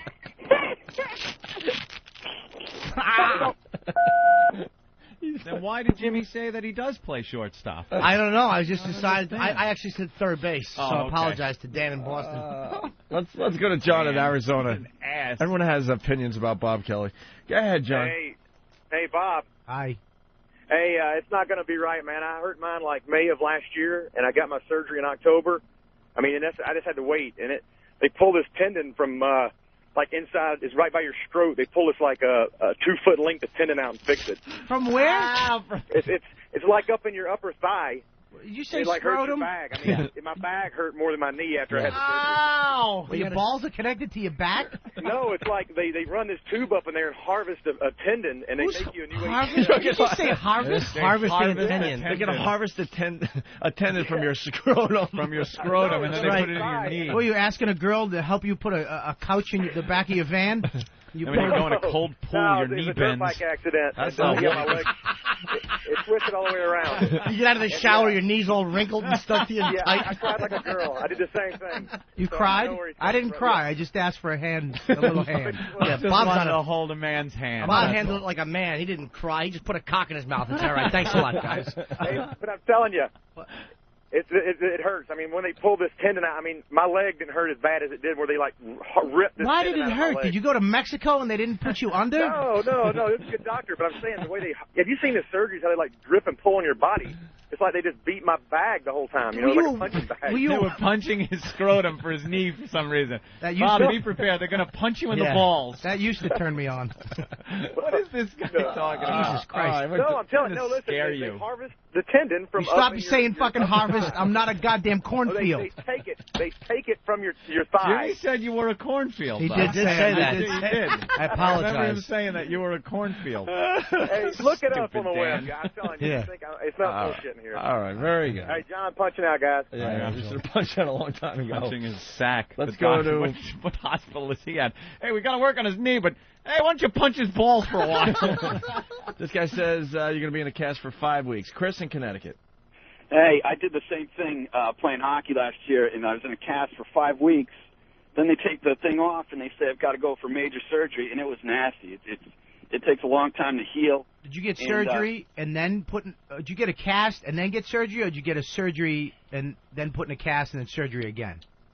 I got put in a cast, then surgery, And then back in a surgery. cast. So it was a surgery, then No. cast. Cast, surgery, cast. Oh. Right. Cast, surgery, cast. Yeah. So that's And, what you know, I. they- Yeah. Sorry. Go ahead. You go. They Wait, take tendons Chris. out of You got cadaver. Hey, Out of a cadaver, right? Yeah, it's nasty shit, man. go ahead. I'm sorry. Then you get weird dreams at night because you got a piece Dead of a guy dead tendon. person in you. Yeah, but that's dead man you tendon. snapped your Yeah. you snapped your ACL off. You're right. I didn't do that. I tore it. I didn't tear it off. All right, It's not snapped in This half. guy is saying you're going to have cock problems. Glenn in California. Glenn? You mean more cock problems? Yeah, probably more cock problems if All right, excited boy, relax. I know, look at Glenn. Oh, guy that's going to have more cock problems. You're absolutely right. Hold on, Chris Berman delivery. We can't hear you. All right, slow down a little bit. Right on. No, that tendon, like you said, is attached to the testicle, and the testicle controls whether or not you can get a hard-on. Let me tell you something. I'm trying not to cheat on my girlfriend, so I can't get a hard on anyways. Okay? My penis is inverted. I actually grew back my foreskin. Oh, Jesus. So I'm not worried about my Wow. cock. I'm worried about walking so I get food. You're worried about walking? Listen Yes. to this guy. What station are you at? I know. Jesus, are you on QVC? Do you sell knives at late at night? I don't We got give a shit about 400 walking. knives for $19. Totally. But All right, he's out of there. What a Let's go to youngster. Brian in Jersey. Brian? Hey, what's up? They're lying to you. I had my whole ACL done. What they do is they take part of your kneecap, part of your shin bone, and the middle ligament, drill a hole into your thigh, a hole into your shin, and then put screws in there for the rest of I'd your rather life. have somebody punch my balls. What are you talking about? Go to the punch the ball doctor. He's better. You definitely get the machine that you just lay there 8 hours a day and it flexes your leg. Yeah, let me get one of those. What is wrong with you? Who do you think you're talking to? What do you think I am? A linebacker for fucking Cowboys? All right, well, just one or two more here. Tony in Miami. Tony. Hey, what's up, guys? Hey. Hey, what I started doing is about a month after I tore my ACL, I started strength training, so it made my recovery like 10 times faster. So, Bob, get your fat ass on a treadmill or something. Get you a lot better. Do some training? What do you mean? You mean walking? No, the doctor even said it because I was squatting like a lot. But the thing is, I couldn't do any lateral movement because your ACL controls your lateral movement. Right, and my MCL. So, don't forget my MCL. That's sideways. Oh, your MCL. But still, you need to do so your recovery is going to be like a lot faster if you're strong going into surgery. You know, because muscle memory and all. You know, you guys don't know about muscle memory. I have been taking around 4 craps a day though since this happened. Yeah. So maybe get on a bond cycle too, get some muscle. That's because of all the food you're eating. Yeah. Your body's trying to get rid of at least some of it. You don't understand. The worst part about this is not the walking, not all this crap. I have to get fully naked to take a shit. That's the only thing that aggravates me, is that I can't take, because the elastic band, when you sit down, both your knees bend when you have your pants on. Right. I have to take my pants off. Completely off and keep one leg I have straight. to be completely naked like I'm in Japan shitting into a hole in the ground every day, at least 4 times a day. I feel like just a creep. That must be something. It's the worst thing ever. Sweatpants turned inside out at the bottom of the ankles, like hanging off. I had to buy the sweatpants that pull off, so I just go into the bathroom, I rip my sweatpants off, and then it takes me an hour and a half to button them back up. What, do you play for the New York Knicks? Jesus. It's awful. Oh, going God. into the game. Just nude on the toilet. with that collapse, like the way fucking Pyle collapsed out of the toilet before he killed himself. That back smash against the septic tank. There's something so dirty about being completely. You feel dirty being completely nude shitting. Just want to know your pants are right there. Yeah, if I have my pants on, I feel on. okay, but naked, I feel dirty, like I'm doing something bad. Honest to God, that's the way I like to shit. It's I'm not something even kidding. sex-like. You like to shit naked? Absolutely, most comfortable way to shit. No bullshit. Not, completely naked. I'm paranoid that my shirt's gonna hang in the back and I'm gonna get logs on it. Like I always have to always a fear. Bunch my shirt up under my fat tits. Do you make the girl get completely naked, or she can leave her underwear on? Dominatrixes will normally leave a bra on. It's their one weird attachment to staying clothed. Truthful. I was trying to be funny, and apparently you took that deadly seriously. Serious creep. Sorry. All right. Hey, let's go back to the phones here. Rick in California. Hey, what's going on, O&A? Hey. Hey, little Jimmy, we love you. Thank you, Rick. Hey, Kelly, if you got to get a tendon, ask if you can get a tendon out of cadaver from a black guy. Long one. Huh. Oh, so I'd have a big dick, right? Maybe. Ass. All right. Well, Ants infected tooth from Canada. Hey Bob, are they gonna put an escalator in the cellar so it can carry you halfway up to the restaurant, only to be embarrassed by a big star? Yeah. Oh shit. Making reference to the not you. It was kind of wordy, but he actually was pulled it out at wordy. the end, didn't he? I kind of gave a good mental image of you on an escalator. Well, even his name, Ants Infected Tooth. That's a long fucking name. He is a wordy ass. Actually, Seinfeld, I think, emailed me. Really? I swear to God. Oh, hey, are you sure it was Seinfeld? Dude, it said not you. Yeah. And it said Jerry Seinfeld. That's it. Give out his fucking email address. Hang on one second. Oh, okay. I'm just making sure you don't slip and give it out. Well, it said Jerry Seinfeld at, blah, blah, blah. JerrySeinfeld.com. Fuck him, he said not you to me. I should give it out. No, you shouldn't. All right. That's in bad form. What did he say to you? He just wrote not you, but I went to the actual site. It was his site from Sony.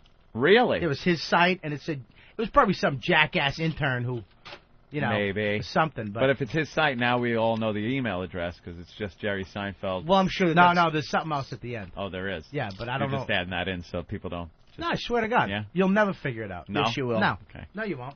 You can't. Guarantee he has his email address. Ladies, if you want to contact Seinfeld, send your naked pictures to Jerry Seinfeld at yellowtreats@AOL.com. He will get them. Right. Yeah, but he also has a new one. It's at Robert at RobertKellyLive.com is his new other site. RobertKellyLive.com. That was the sound right there. I hate that sound. We promised some Psycho Ex-Girlfriend phone calls today. Oh, love them. Just going to move on a little bit. What number were we on when... We're up to... we did 10 so far out of 50. Mm-hmm. You want to explain this to Bobby there? This is a girl a guy and a girl broke up. and he recorded all these psychotic messages she left him after they broke up, and he put them on the internet, and there was 50 of them. And she is a crazy bitch. She's a little needy, a little sad. Little? If you want to reach out and hold Jimmy's hand during some of these calls. I'm sure you're going to get all worked up. A lot of people said that you'd probably be crying if you heard these. Oh, yeah. Because they're very sad. I guess he worked for a phone company. She had a problem with the phone. Yeah, I'm trying to get everyone up to speed here. Only if her voice is high, like squeaky like helium. Like a little midget. And she keeps saying how she's done with him, but she keeps calling back. Yeah. Saved message, Wednesday, February 7th, 10:08 p.m. You know, as if I should even assume. I'm assuming you don't give a shit about me. And I'm assuming that since you're not taking my calls anymore, and I hurt myself, and you don't give a flying shit. And from everything you told me today, and how you're not willing to work things out, and how you're just, you know, how you feel in general, you just don't want to be with me anymore. But you know what? This is up and down. I mean, every couple days, you know, this is what happens with you. It's a roller coaster, and it's fucking torturing me. It's killing me. And maybe it's doing the same to you, but you don't show it as well. And I pretty much need to know. So, because I'm seriously, I'm sure you can realize that I'm going through a hard time. Maybe you don't care, but you probably are aware of it. And I need to make a change in my life, big time. And obviously I have a thing here. I thought I had you, but I don't have that. So if I'm wrong, I would really like you to call me or stop over or do something like really impulsive, because you know what, I'm pretty much at the bottom of my barrel, and you know, I've had a lot of patience going back and forth with this, and you know, continuing to chase after you.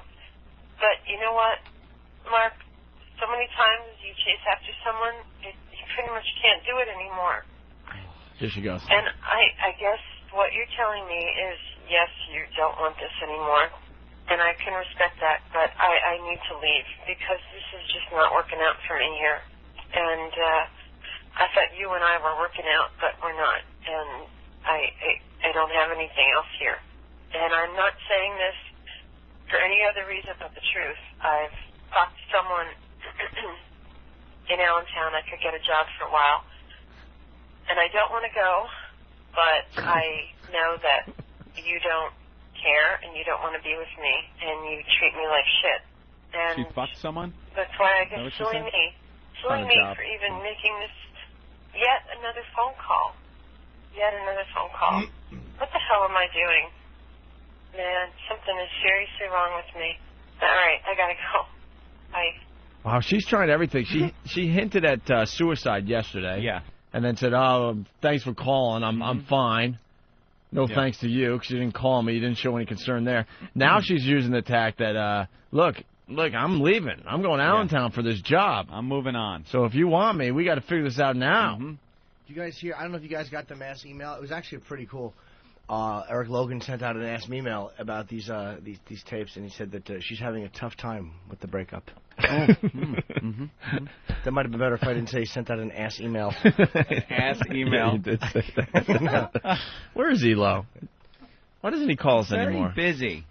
All right, you want to hear another one there, Bob? That one was tame. I mean, they get better. Yeah, that was really that was kind of creepy though. There's 50 of these. I've gotten call that really creepy. Yeah, that's kind of the call that I think every guy has gotten at some point in his life. That's creepy. That's also the kind of call every guy's made at some point in their life. Sure. That was fucking creepy, man. Saved message, Wednesday, February 7th, 10:19 p.m. You know, you're making me go out of my mind. And I'm not kidding. I'm not kidding. I can't handle this like you can. I'm begging you, as a human being, to please call me back. Oh, man. Please call me back. Yeah. Please call me back. I'm not doing well. Please call me back. You know, as a human being, please, as someone who once cared about me, can you please call me back? Please.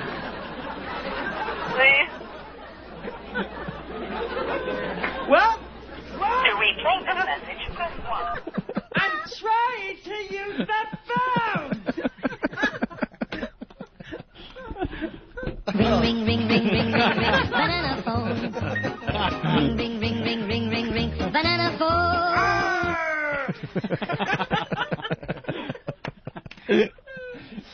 Wait, we got Sally. Wow. We got a woman on the line. Sally from Illinois, what's up? I'd like to apologize for the whole female sex. Yeah. God, these are, I want to slap her. Like that woman did on the airplane, in the movie Airplane, when she slapped that big other line person. of people waiting to smack her in the face. Oh, my God, and she says it's like, if from one human being to another. I don't think she's human. There's something wrong. Well, you know, Sally, it was like your brother Davey once said, you have to treat people with a lot of love and respect. Oh, yeah. But you have to call me back. What? Awful. Thank you, Sally. Very good call from Sally. You want to do another one here? Yeah. We'll only do 5 today. Do you have one with a gunshot in the background? That would be a perfect ending to this bit. Mark. Yeah. Saved message. Wednesday, February 7th, 10:23 p.m. Hey, Mark, I just want to tell you, I've never been like this before. So I don't think it's all me. I think you're kind of helping it along. And I'm going to call my mother soon. I know she's sleeping and she's sick. And it's 11:23. And I'm going to ask her to call you because I keep telling her that you're going to take care of me. Okay, terrific. Oh, sorry. And I don't want to do that. Anybody else here? I meant to do that. So can you please call me back? Okay. How can you be so cold to me? No, you are, but Even what am if I? we fight, I have told you I love you more than anything. More than anything in this world. Well? And I just need a friend right now. Your eyes are getting glassy. Every time she comes back, someone else is sick. My little cousin tore his ACL. And he why can't you help us out? My uncle has hemorrhoids, and you're not calling back. I thought we were 2 human beings. I have to deal with this all by myself. My friend Bob ate bad pork and threw up, and I have to deal with it all by myself. She told him about that. Hold on. How could you not?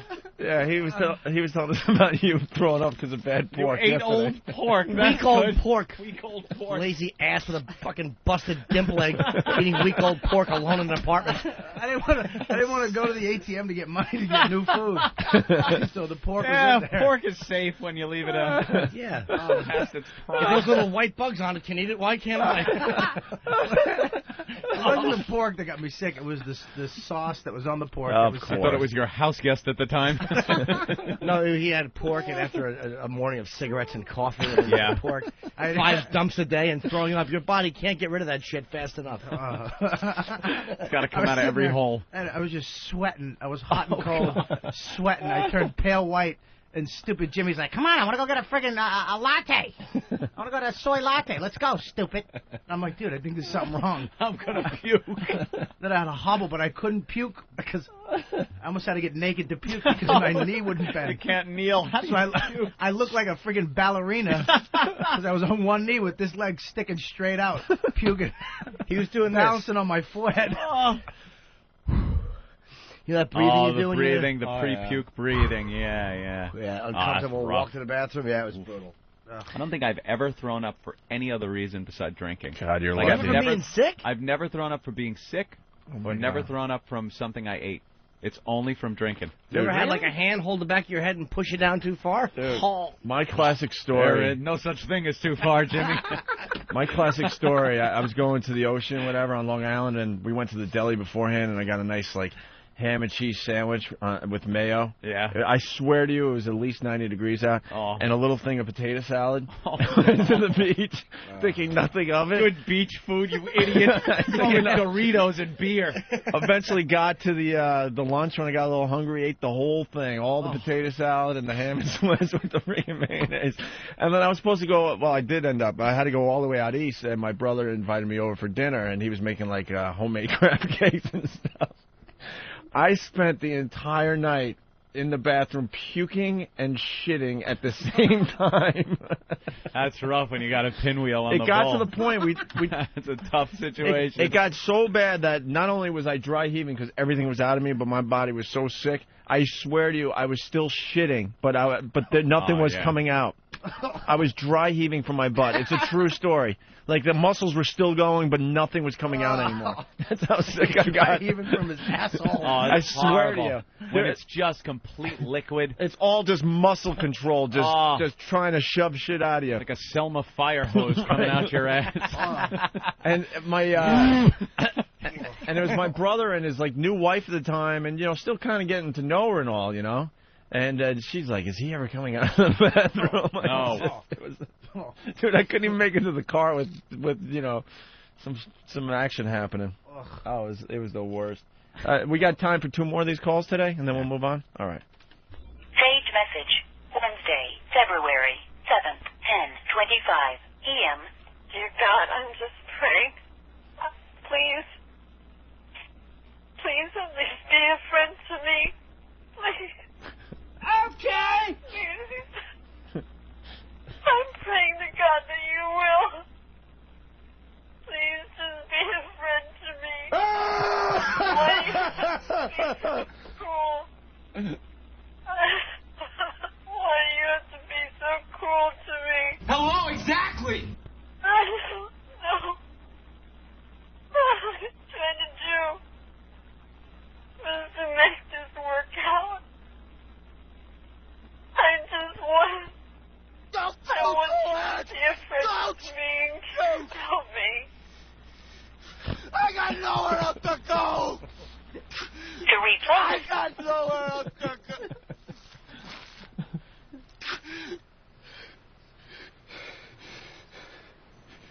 I got nothing else. You can act like a man. What's the matter with you? Wow, she is distraught. I can't get enough of these calls. Saved message. Wednesday, February 7th, 10:28 p.m. Maybe you're meeting another chick right now. That's why you can't take... Oh, boy. Now when the turn comes. She turned again. All right, why am I crying? Fuck this guy. Well, let me tell you what I'm going to do. Right. Saved message. Wednesday, February 7th, 10:28 p.m. Maybe you're meeting another chick right now. Maybe that's why you can't take these calls or check any more voicemails, huh? All I know is I wouldn't wish this on anyone. And Mark, despite the fact that we didn't get along, I don't know why you had to do this to me. And I don't hate you. I love you. Why did you have to do this to me? I don't understand. Someone check Bob. I think you got some teary eyed balls, man. No, dude, I'm actually remembering. I've gotten these fucking phone calls, man, and your balls sink to you. How about on the mic there, Bob? Yeah, how about I'm on a radio how about show. the rest of the country listens instead of I us? thought we were in my three. living room, guys. Thanks for coming over. I'm glad. Thanks for the bun cake, there, Opie. I appreciate that. Jesus, try the pork. Would you guys like some pork? And some sauce? I wasn't even in the fridge. He had it in his pants pocket. Yeah, dude, this is just I mean, I'm remembering phone calls I got, man, and you know what? It is funny, but this shit, and you know what? This guy's probably done this a million times. This girl gives a fantastic head or something. Yeah. Because he went back, said this bitch is nuts. I gotta get away, but went back. This bitch is and now he's finally like, fuck this bitch. You can't dump her though. And now she's keeps got something's wrong with her. Should we do one more, or should we just call? I gotta pee badly. You gotta pee? Yeah. You want to do one more? We'll do one more. I'd love to hear. Oh, let's do another. What would you love to hear it? I'd love to hear another. One more? Okay. Saved message. Wednesday, February 7th, 10:39 p.m. I would really like you to call me tonight. It's now 10:37 and there's not much time left, and this night is fucked. and our relationship is fucked because you don't want to make it work. And, I know, it's fucked for a lot of other reasons, right? But in any event, I have a ticket on hold for Friday to go back to Allentown, and I'm going to tell my boss that I can't make it next week for this training because I have a family crisis, and honestly, I can't do this anymore, Mark. I'm not fucking around. I need to know that you care about me and that this isn't just one of your, valleys, and that you're going to come apologizing in a day or two or maybe a couple days, and you're going to be feeling bad and feeling like you miss me and feeling sorry for everything. I love you, and I need to know that you love me. I gotta get out of here. I can't stand it anymore. I don't want to be alone anymore. And it's at the risk of losing my job and losing everything. What do I got here? Nothing. A fucking lease that I'm gonna have to break. I can't do it anymore. And I know you checked your messages, so please call me back. Please. I don't want to have to leave. But there's nothing here. In other words, I don't want to have to leave you. But you're not even fucking returning my phone calls. Please call me back.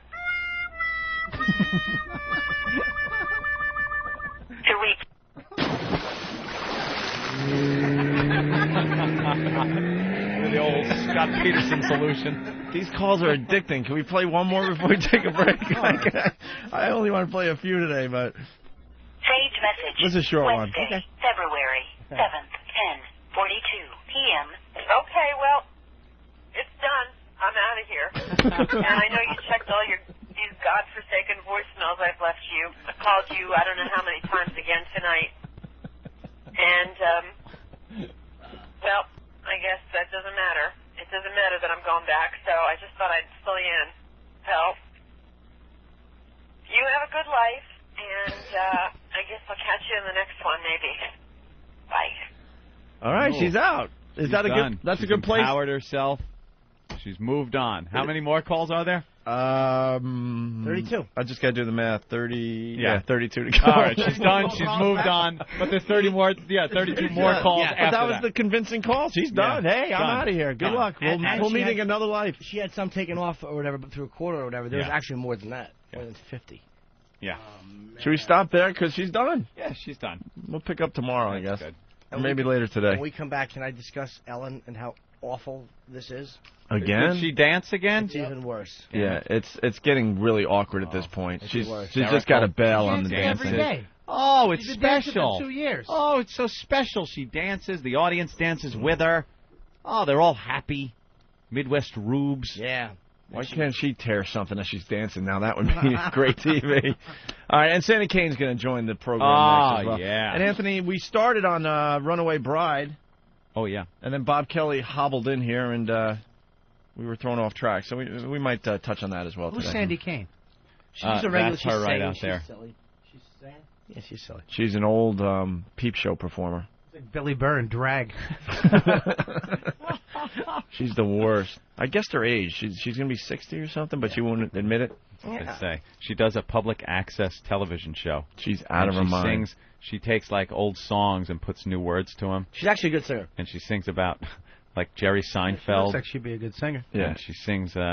Oh yeah. She made an Opie and Anthony song. Oh yeah, and she also has genital warts. And she has a huge that girl? genital wart. I can't. I'll throw up. We dude. call it Twado because it reminds us of Quado.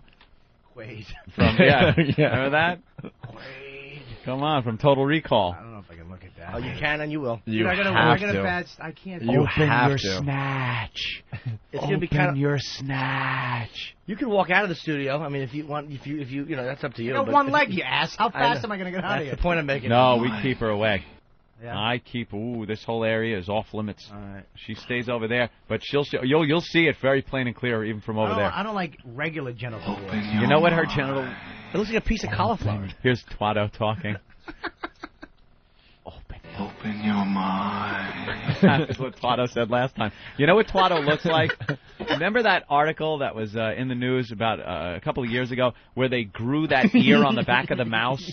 They actually grew an ear. They were able to take some kind of tissue and mold it in the shape of an ear. They put it on the back of a mouse, and it actually grew living tissue around this form to form an ear. And they're experimenting on techniques like that to replace your ear or any other part that might have been cut off of your body. And her wart looks just like that. It comes off of this little stem, like a cauliflower stem. Out of the pubis. Out of the pubis, and then it's got this flat shiitake mushroom type form that's on top of it. Can we harvest it from my ACL? Harvest it. You're going to love it. I can't. I don't know if I'll be able to look Oh, at it is so utterly disgusting. You will vomit. All right, Derek, hit that thing. I came up with something years ago. Basically, it says... Whip 'em out Wednesday. Big, luscious, juicy ones. Wow. The swinging tribute to unrestrained female anatomy. It's Whip 'em Out Wednesday. The Opie and Anthony Show. Cold fish, just a kiss on the lips, and I was on my knees. I waited, give me cold fish. She was shaking her hips, so that was all that I needed. We got lots going on today. Bob Kelly in studio. Sandy Kane about to come into the studio. What about this GameFly.com? We should get this out of the way so we could have some more chuckles and laughs, Anthony. What are you playing these days, Bob? I'm playing the PSP. Oh, sorry. Hold on. Go ahead. I'm playing the PSP. PSP? PSP, baby. What game you got on there? I got Tiger Woods Yeah. and the Major League Baseball. Tiger Woods is the most addictive Tiger Woods is game I've awesome. ever played. Played all the time online. You hook up. You're playing online with people like. I love Tiger Woods. Tiger Woods is the golf Tiger is the Woods best. golf game is great. I'm also playing Hot Shots 4. I just love the You golf got to game. get the PSP. I know. Yeah. I've seen it. Wiki. And that's not a speech impediment. I hate to say it. His nickname is Wiki with a W. He showed us. It's unbelievable. It's and you could play movies on that thing too, right? Movies, but then you can steal movies and put them on the little disc too. The little what do they call those? What does somebody call them? Yeah, memory stick. They're the little. You can do the memory stick, or you can buy the movie on a disc. Photos, all your music, and the graphics game. on the thing is amazing. Wave of the future. The best Wave thing of ever. the future, yes. Well, for all the good games you have, how many crappy games have you been through that you buy and have to throw away or just never play? I do that all the time. I'm awful. I buy anything. Like, first thing, I want to check it out, and I buy it, and then it just sits there. GameFly.com. Pretty easy. You can have up to 2 games out at a time, and you keep them as long as you want without a late fee. And then if you like the game and you want to keep it, you click on Keep It in your game queue, and you get the mint condition box and manual delivered right to you. All at a great member discount. So go to GameFly.com/XM, get signed up. Only costs $21.95 a month, but you can start with a free 2-week trial. No commitments. You cancel at any time if you don't like it. And start playing the latest releases or games you've always wanted to play. I'm a member of them. It's fucking great. Really? GameFly's great, yeah. Gotta love it. Netflix. It's the easy, especially having one leg and you kick it on a block. You don't even have to leave the house, right? You just go on the computer, I want to try that game and that game, and they just mail it to you. That's it. It's the There best. it is. God, that's easy. GameFly.com. For the month of May only, anyone who signs up for any of the prepaid video game rental plans are entered into the GameFly.com PSP a day giveaway. Ooh, you could win one of those fine PSPs, the handheld devices we were just talking about. At GameFly.com, you got over 2,500 titles to choose from for Xbox, PlayStation 2, GameCube, GBA, DS, and, of course, PSP. 2 games at a time, no shipping charges either way. How about that? Keep the games as long as you like, no late fees. GameFly.com, GameFly.com/XM. Make sure you do that because that lets GameFly know that you went there because of our show. I found a loophole, though. What? They say you could keep the games as long as you like. Yeah. Just keep it? Yeah. No? Hey, give it a try. There's got to be a point where they go, all right, look, man, come on, help me out here. Dude. Come over to your house, bust your legs. Hey, buddy, come on. We don't even make games for that system anymore. Right. Could you give me back the Pong game? Jesus.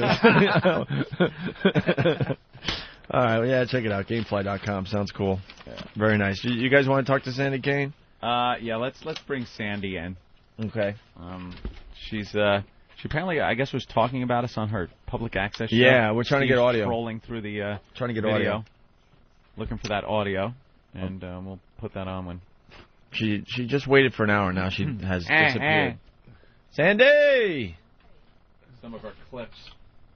Let's line them up. Oh, yeah. Ow! Oh! Anyway. Ooh! Ow! Ow! I don't blame. Ow! Ow! Ow! Wow. Here it comes. I'm a black, but you know, for the black guys. Hi, Sandy. How are you? Doesn't show the dirt. Right. There's a dildo for.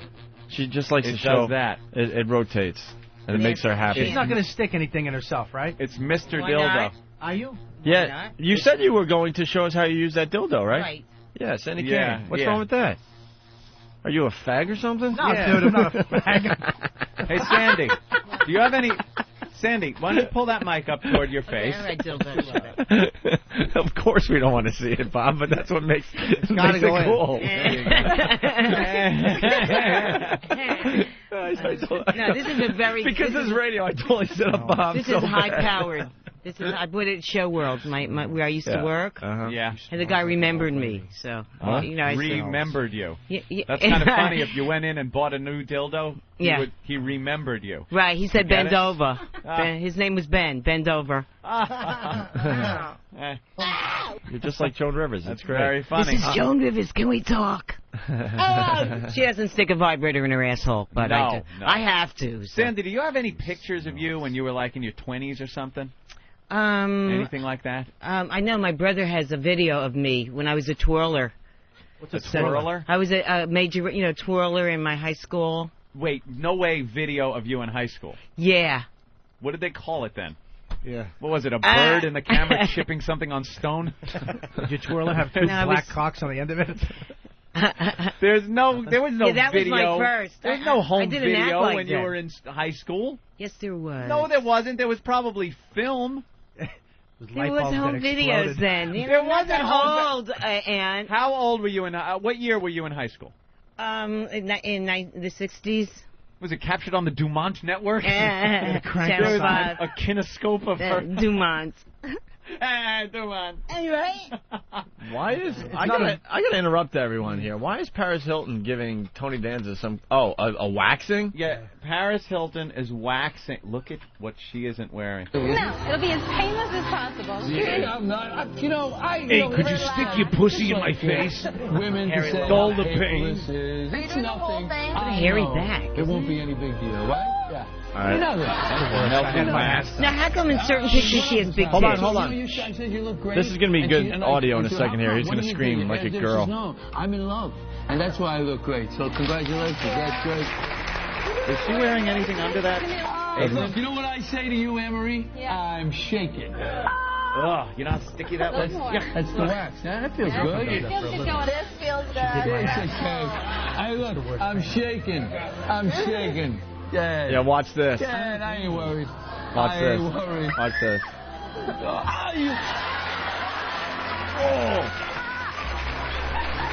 Wait a minute.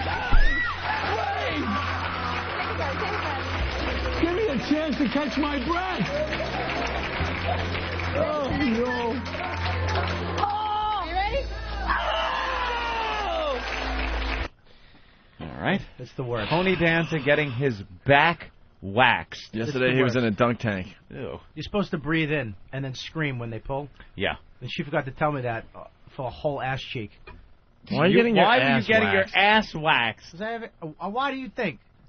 I have no idea why you. I didn't have hair. Some guy in the rest area complained. I had wispy. I had some hair, like not a bunch, but I had hair on my ass, and Yeah. I'd rather have either my ass hairy or no hair, not just mediocre little wisps like a balding Jewish guy's head. No, but who was looking at your ass that you That's really what I'm saying. were? I don't even know. concerned? I don't even know what my ass looks like. It's nice. I couldn't even tell you if there. Shut up, Jimmy. Well, I know because of my TV show. Because I once showed my hemorrhoid on television. Yeah. All right, back to Cindy. He doesn't believe you have one, by the way. No, but it was really out at that point, and I saw a close-up. I said, close-up on my hemorrhoid. So they closed up, and it was cute. He doesn't believe you have a hemorrhoid? Well, it might not be out right now. You got to show. Well, Twatto is out. Yeah, Twatto's Twatto's out. always out. Twatto's always out. We brought Bob Kelly in here, Sandy Kane, specifically to look at Twatto today. What is it? Great. What, you have. There's 2 things now. Yeah, she's a Well, hemorrhoid. she's got a too. hemorrhoid. She calls it a hemorrhoid. But sometimes Not it... a And I'm a hemorrhoid. pussy. Sometimes it runs away. Yeah, start taking your clothes off, Yeah, Sandy. let's get undressed, baby. Yes, Oh, No, because out there you can't. Everyone's cover up. I went to the ladies' room, cover up. What a body. No, you Yeah. gotta put it over there. Thank You you. can't put that on my For stomach. 60, I gotta for stop 60, she's got a nice body, though, you know? Yeah. Not bad, huh? Smells like an Not old bad. folks home in I here. know. All right. And you're not so hot yourself. Ooh, Not you. yeah. Not you. Okay. Not you, you, are, Sandy. you are hot. Okay. Opie, Yeah. what did I say- Ian, what did man, I is say that when she was outside? Tell him. I I said she looks. No, Anthony. She looks- I Yeah. said she No, looks I'll- good I'll for her say age. she looks good for her I said age, you you look said. good for He her age, didn't say baby. that. He Thank said you, she looked like honey. the crypt keeper Go. with tits. I didn't say that. Just nice tits, I right? wish I thought of that. There she goes. All right. Yeah. I just, I definitely got pasty tape this time. God, so. your boobs are in there like mercury. Right. Yeah, it looks like they could spill over the top at any Jesus. time. Well, there. there's They a are few bras. I spilling have over 2 the bras top. on, so that's Okay. how to 2 make bras. your tits look bigger. Yeah, if you wear If you 2 guys bras. want to make your dicks look bigger, wear 2 jock straps. Oh, okay. Give My that a try. dick is just fine, thank you. Is it? Let's see. You have good delivery. Sandy hasn't seen cock in a while, I take it. My father was a milkman. Yeah. Boy, did he deliver.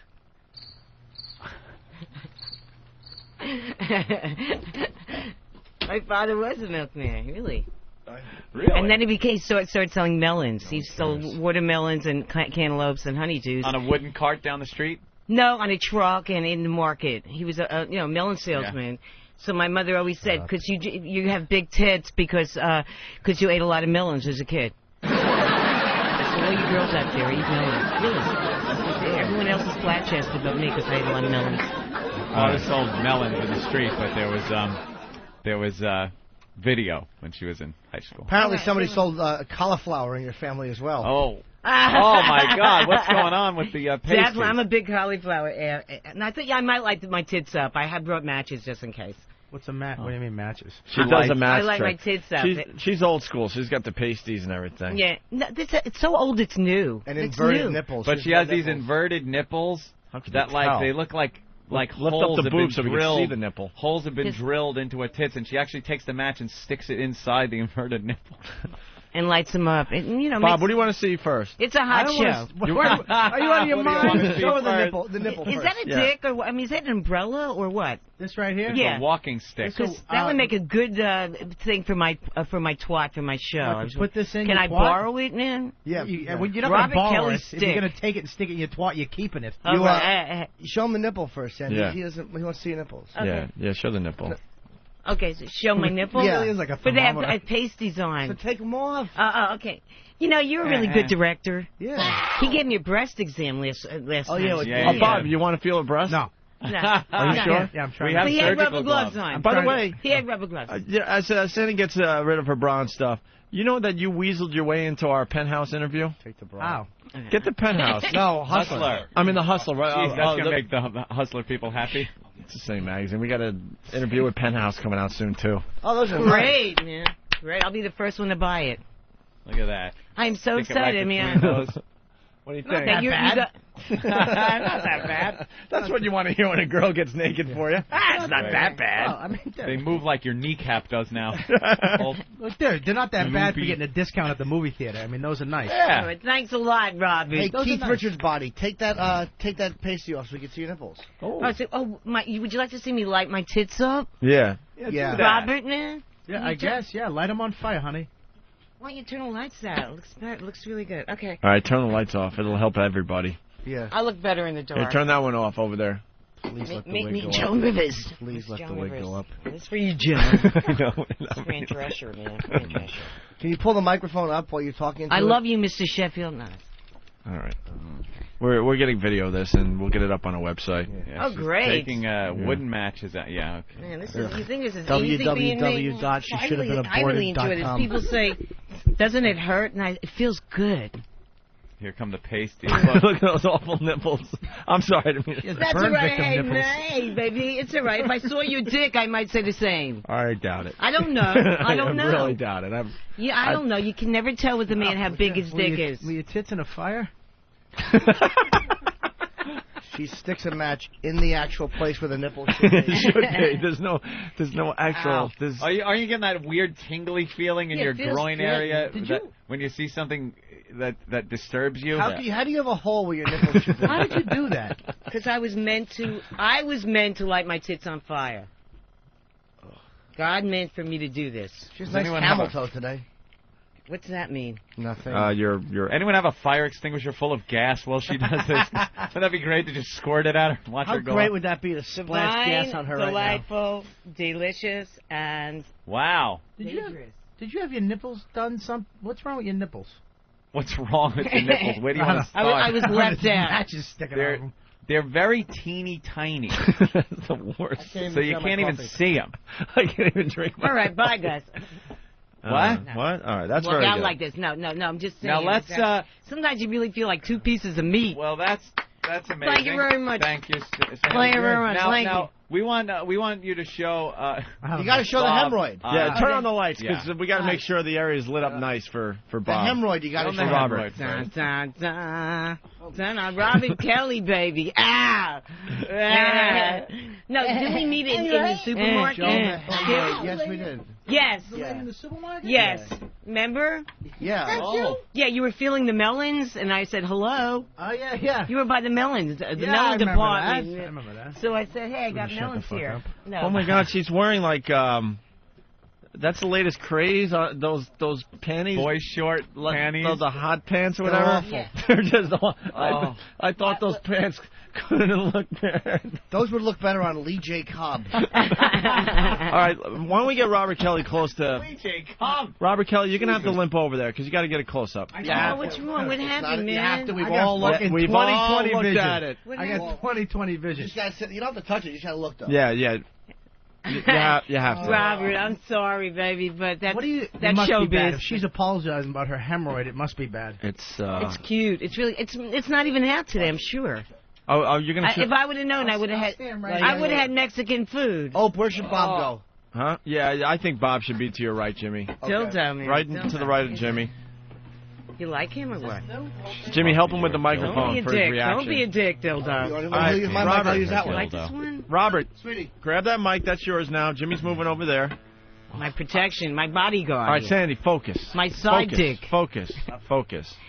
Okay, thank you. All right, show him the hemorrhoid in the back door first. All right. Bend over and show him the Do you have any music, maybe? Any music she could dance to? Anything she could dance to? I Love Dick. Nothing Could you play I Love Dick? Look at the bush.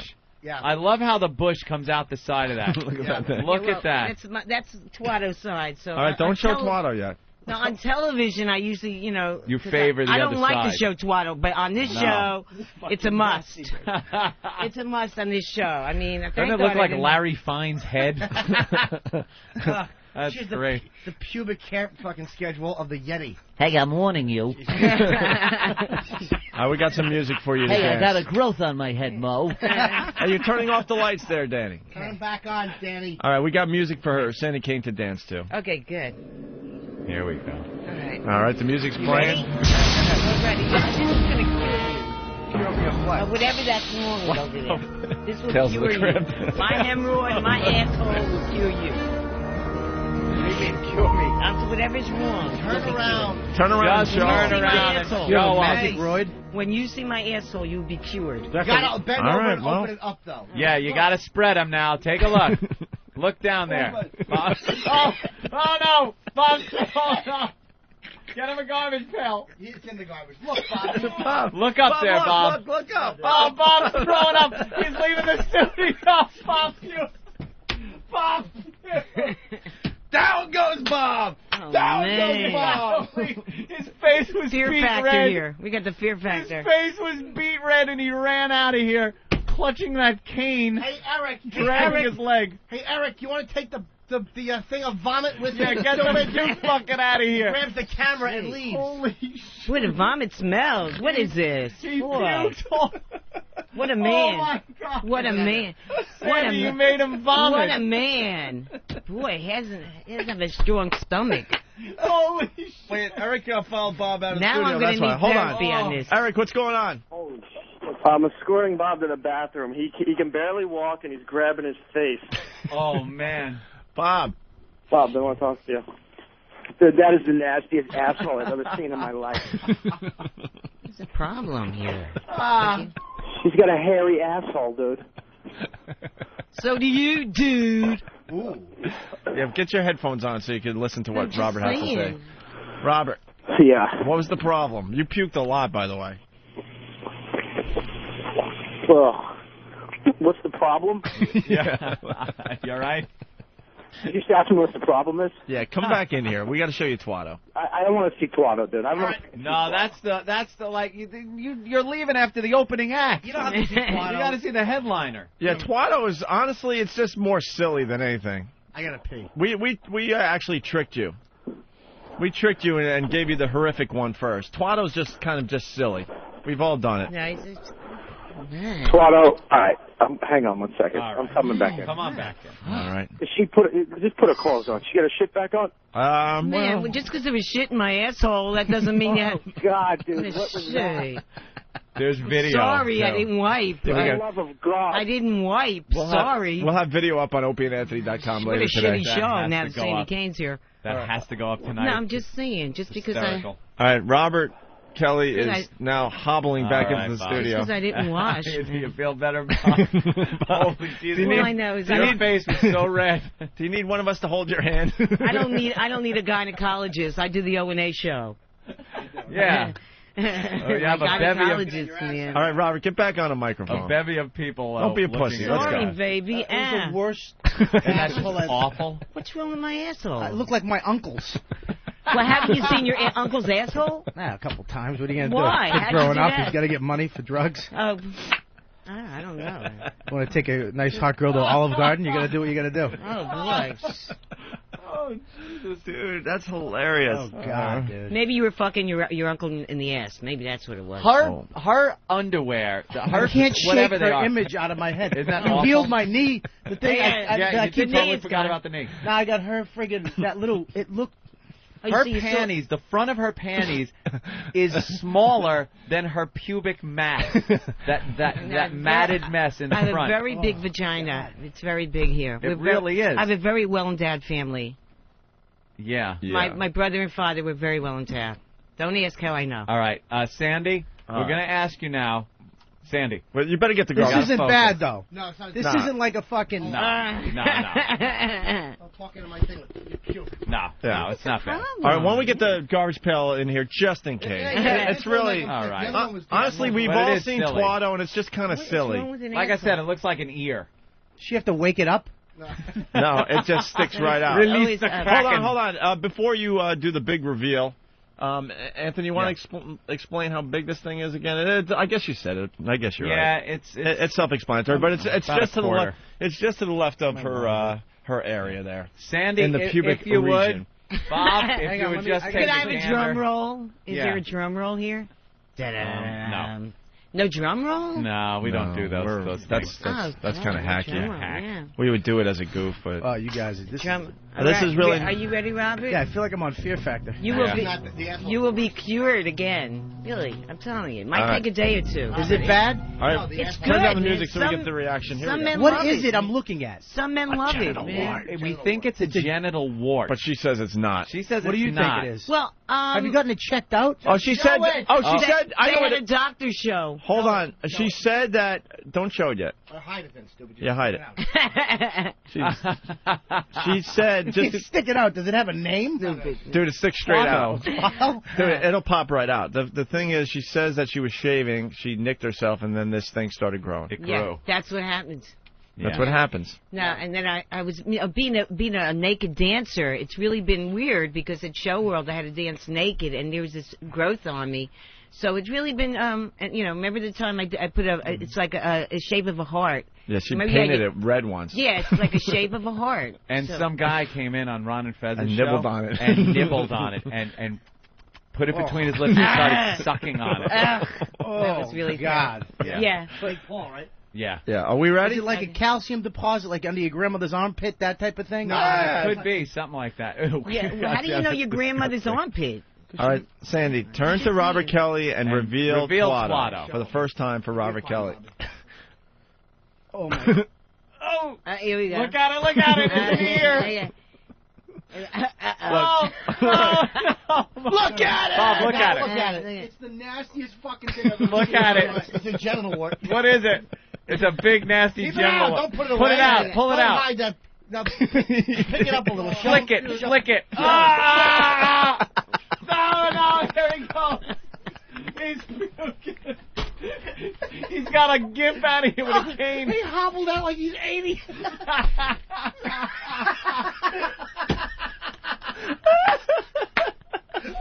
Oh.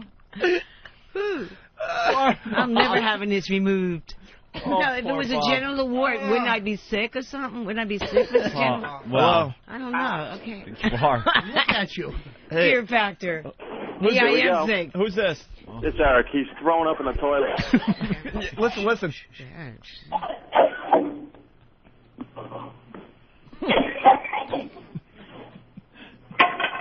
Oh, he dropped his cane. Oh, fuck. Fucking flipped it.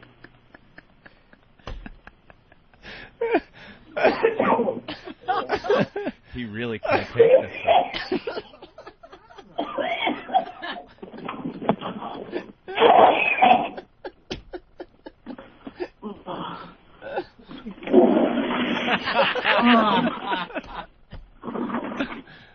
Robert, what's the problem? Oh, fuck.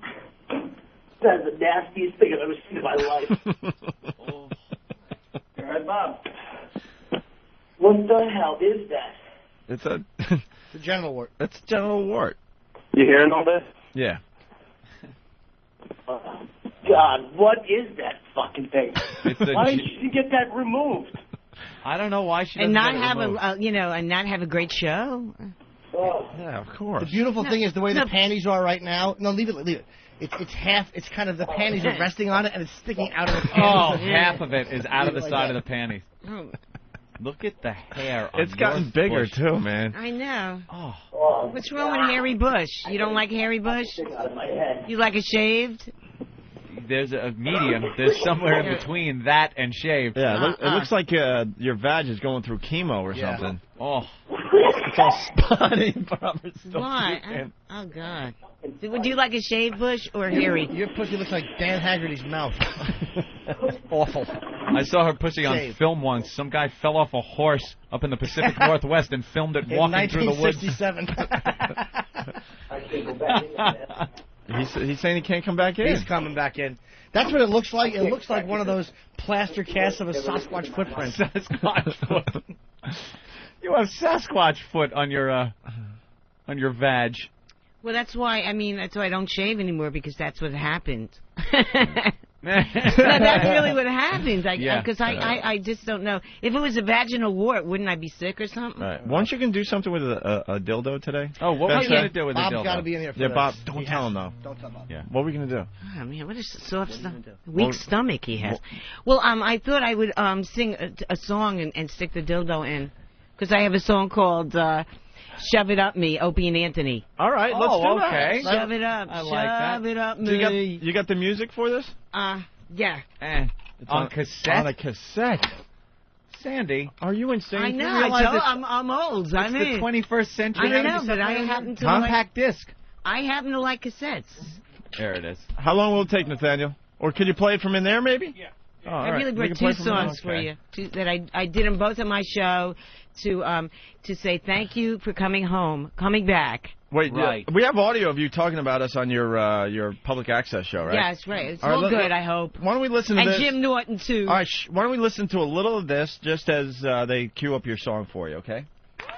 We're going to have a hot show tonight, man. We got, who's on? Opie and Anthony is on. We got a pastor from the Times Square Church. I did Opie and Anthony's show the other day, and thank you, O&A, for inspiring this show. I did the song on XM for Opie and Anthony. Hey la, Opie and Anthony are back. And this goes on television. Yeah, she's naked. You're naked and you move your boobs around, right? Yeah. Not yet.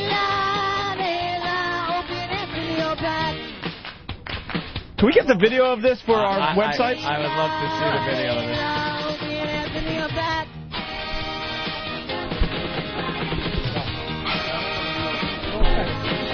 Yeah, that is really bad. I'm so glad O and A are back here.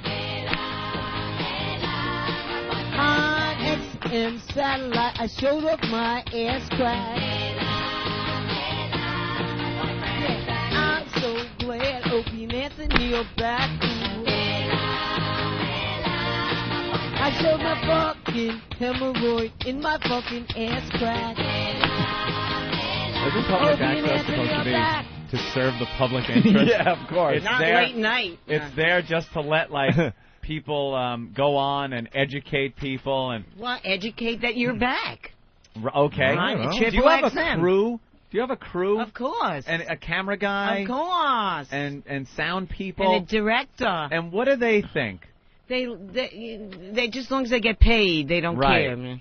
I've checked out the show. It's kind of funny. Yeah, that actually does not look bad the way you're dressed. Leave it like that. Just don't do it the way you're dressed right now. Look, it's not Bobby. Robert. Bob, you got it. Bobby's looking. His eyes are tearing. He's going gay. He's going gay. Going gay? I'd rather suck a cock that size. She's got her clothes on. She's not naked. But look at the way. Seriously. Yeah, just look, Robert. It's sticking halfway out I'm not. I can't see it. Robert, someone wants to know if you puked up your pain pills. All right, this is what's going to happen here. I guess we got her latest song queued up. All right, the one she wants to play. Well, shove it up, O and A, Opie and Anthony. All right, Robert, watch. And we're doing this for you to make you feel better about your knee. Really? You couldn't get the times you have Jenny lesbians in here no. sticking shit in the twats? You're unappreciative. Oh, really? Yes, you are. Triple X. This is Did Triple this for you. XM. We set this whole thing up for you. Look at the way it's sticking out of the panties. Dude, I'm not looking at that friggin' lobe. I'll just show my pussy in a second if you hey. All right, and then everything will stink. Everything. You got to take them down so you can do. Yeah, I just feel a little shy. Yeah. Hey, my director. Down. You got to Yeah. Don't be shy. Well, I just feel a little bit. I need a little something on. Yeah. Just a little self-conscious. Trust me. Thank you. Trust me, you can be if you completely. take your dick out, I'll take him down. Dude, don't. Hey, listen. Just pull him down. No one. Trust me, no one's looking. All right? I swear to God. Trust me, no one cares. I care. All right. I'm getting All right, should we start your song? Take the dick out. Sandy, should we start the song? Why not? All right, here we go. She has the body of a 20-year-old on Jupiter. Robert, you better be a good Look at her sport belly. and watch the performance. This is for you. It's all for you. It's all right? for you, Robert, baby. You're going to be cured after this. Here we go. Here's the Either song. that or kill yourself. All right, here's the He'll debut. Kill himself. Shh. You got a disorder. Oh my God! Shut up. Here's the debut of the brand new Sandy Kane song. Shut up. Wait, Bob can't see. Oh, this is a different song, but I could. Hold on. What song is that? Oh, this is good though. This is really great. No, we don't. We're running out of show. We want to debut the other one. So it's the other song on there. Yeah, well, that one's a fast one though. It's a really good song. It's dedicated to you Pull guys. your thing down. You got your clothes on. You can't have your clothes on for this. Oh man, can I have an orgasm on XM or what? Yeah, you can. Sure, you're allowed. For that though. You have to. It's part of the thing. Man. It's part of the thing, man. You're a naked dancer. Come on. No, I used to be. Exactly. Just do it. All right. Okay. Oh, it's getting.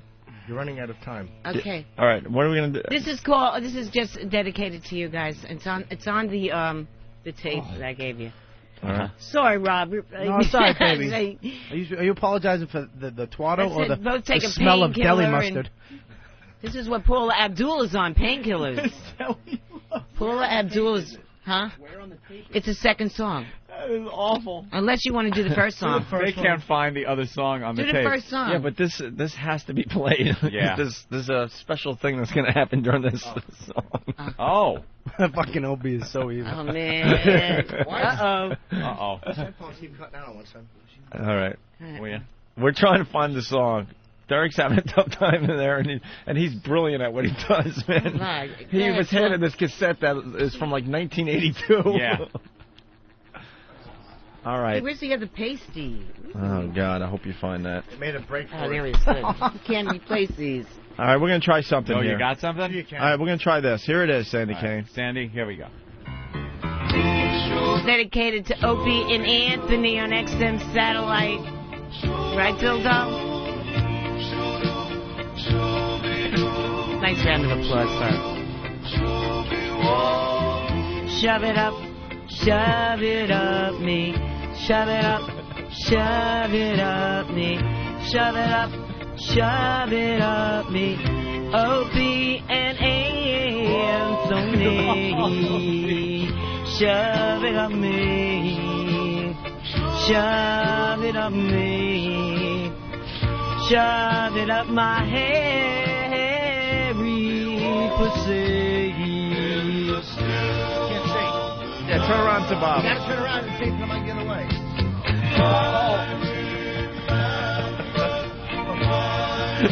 He's shoving it up around.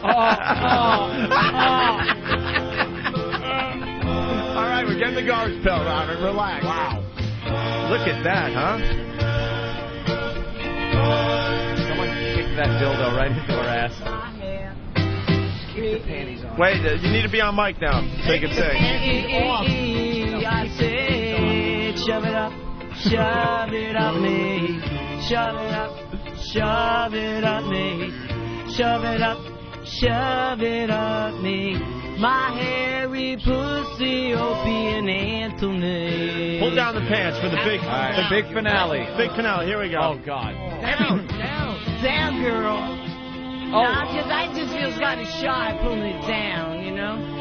Embarrassed and ashamed. Yeah, I'm really, my mother's listening.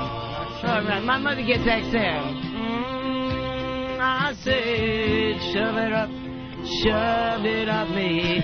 Jim Norton and Robert Kelly. Shove it up, Jim Norton and Robert fucking Kelly. Oh, she's got eyes for you, Bob. The other side. I love you, Bob. Hey, no instincts. Pull it to the other side. Shove it up. Look, Robert. Shove, I'm getting hot. Uh-oh. My pussy loves you. God. We're going to have a gangbang here. Of the morning. Bob, take a sip of water. We're losing Robert again. We're losing Robert.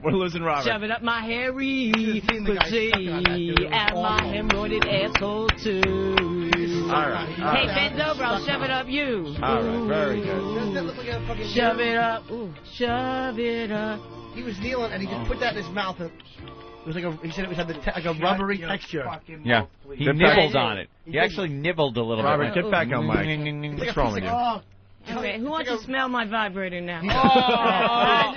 Yeah, Robert was saying outside that that's one of his fetishes. So why don't you just smell my vibrator? Yeah, just hand it to him. One of my fetishes too is move to crack over, Sandy. somebody over the head with my. Don't please, honey. Honest to God, for the love of God. Dildo, it's nothing personal. Honey, I know, baby. No, I'm talking to him, baby. He's a yeah, talk to the dildo. This is my side dick. Pull outside. I can't see. Pull what? Yeah, Robert, just look at twat on one last time. Well, Robert, just look one more time. What's the big deal? It's twat, You guys are sadistic. It's a body, baby. It's a body. Honey, It's a body. Get dental floss, wrap it around that thing, and tie it in a knot until it dies and falls off. Maybe I'll take your... I'm just saying, honey. Look at it hanging out the side. Look at it hanging out the side. Robert, don't mention dentistry to her. That's it's all a right. whole nother problem. Yeah, it's a whole other problem. But, why? But yeah, well, you don't like we don't have to get in. Dentists are evil people. Yeah. Yes.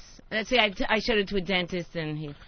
What? Anyway, all no, right. I didn't. All right, Sandy, I guess that's it for you today, huh? I thank you. Hey, Rob, you got a picture, man? Stand with her, Bobby. Stand with her. Yeah, stand with her. She wants a picture with you. Oh, good. Want to take a picture? Yeah, take a picture together. Yeah, why don't you take a picture together, what, Robert? baby? Yeah, why don't you, come on, bring her over. Foreground, background things. No, why don't you bring her over? There you go. Wait, hold the dildo, too, Say. That's hold the dildo. Don't hold the dildo. Hold the dildo. What's wrong? Leave the dildo. That's funny. It's funny. There you go. There you go. It's silly. There you go. No, I'll tell you, a lot of my... Could you... Oh, shit, sorry. Oh, my God, you just pulled her wig off. I'm sorry. Hold the dildo up between you. Just pulled the wig so like him flying off. She panicked. Let Bobby smell that thing. This will be on her TV show. Oh, my God. Honey, please don't ever fucking do that, please. She doesn't...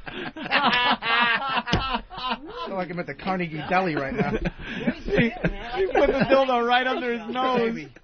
Thank you. Touch. No, he does. That was in a few holes today. All right, Sandy Kane, another fine appearance by you. Thank you very much. Thank Sandy, you. how long is your hair under that? Here? No. Oh, it's down to here. Your real hair? Yeah. Why don't you just wear your real hair? Next time I do the show, I will. Oh, we've seen her with the real hair. Yeah, I forgot about that. Yeah. Oh. All right. My collars match my no, but my hair is like lighter now. But yeah. Well, that's what. All right, dildo. Are you Great. satisfied now?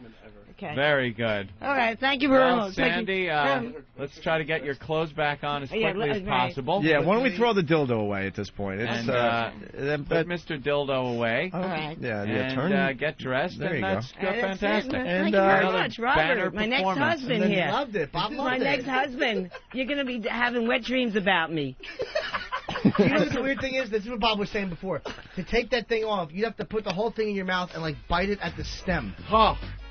You have to sink your teeth into that fleshy stem, and it would come off. He's in a your real. mouth. I bet you're a good lover, Jim. I am. Yeah, do you make a girl have an orgasm? I'll never eat chicken fingers again, I swear to God. What are you doing later? Let's exchange blood tests. I don't care. It looks like a little chicken McNugget.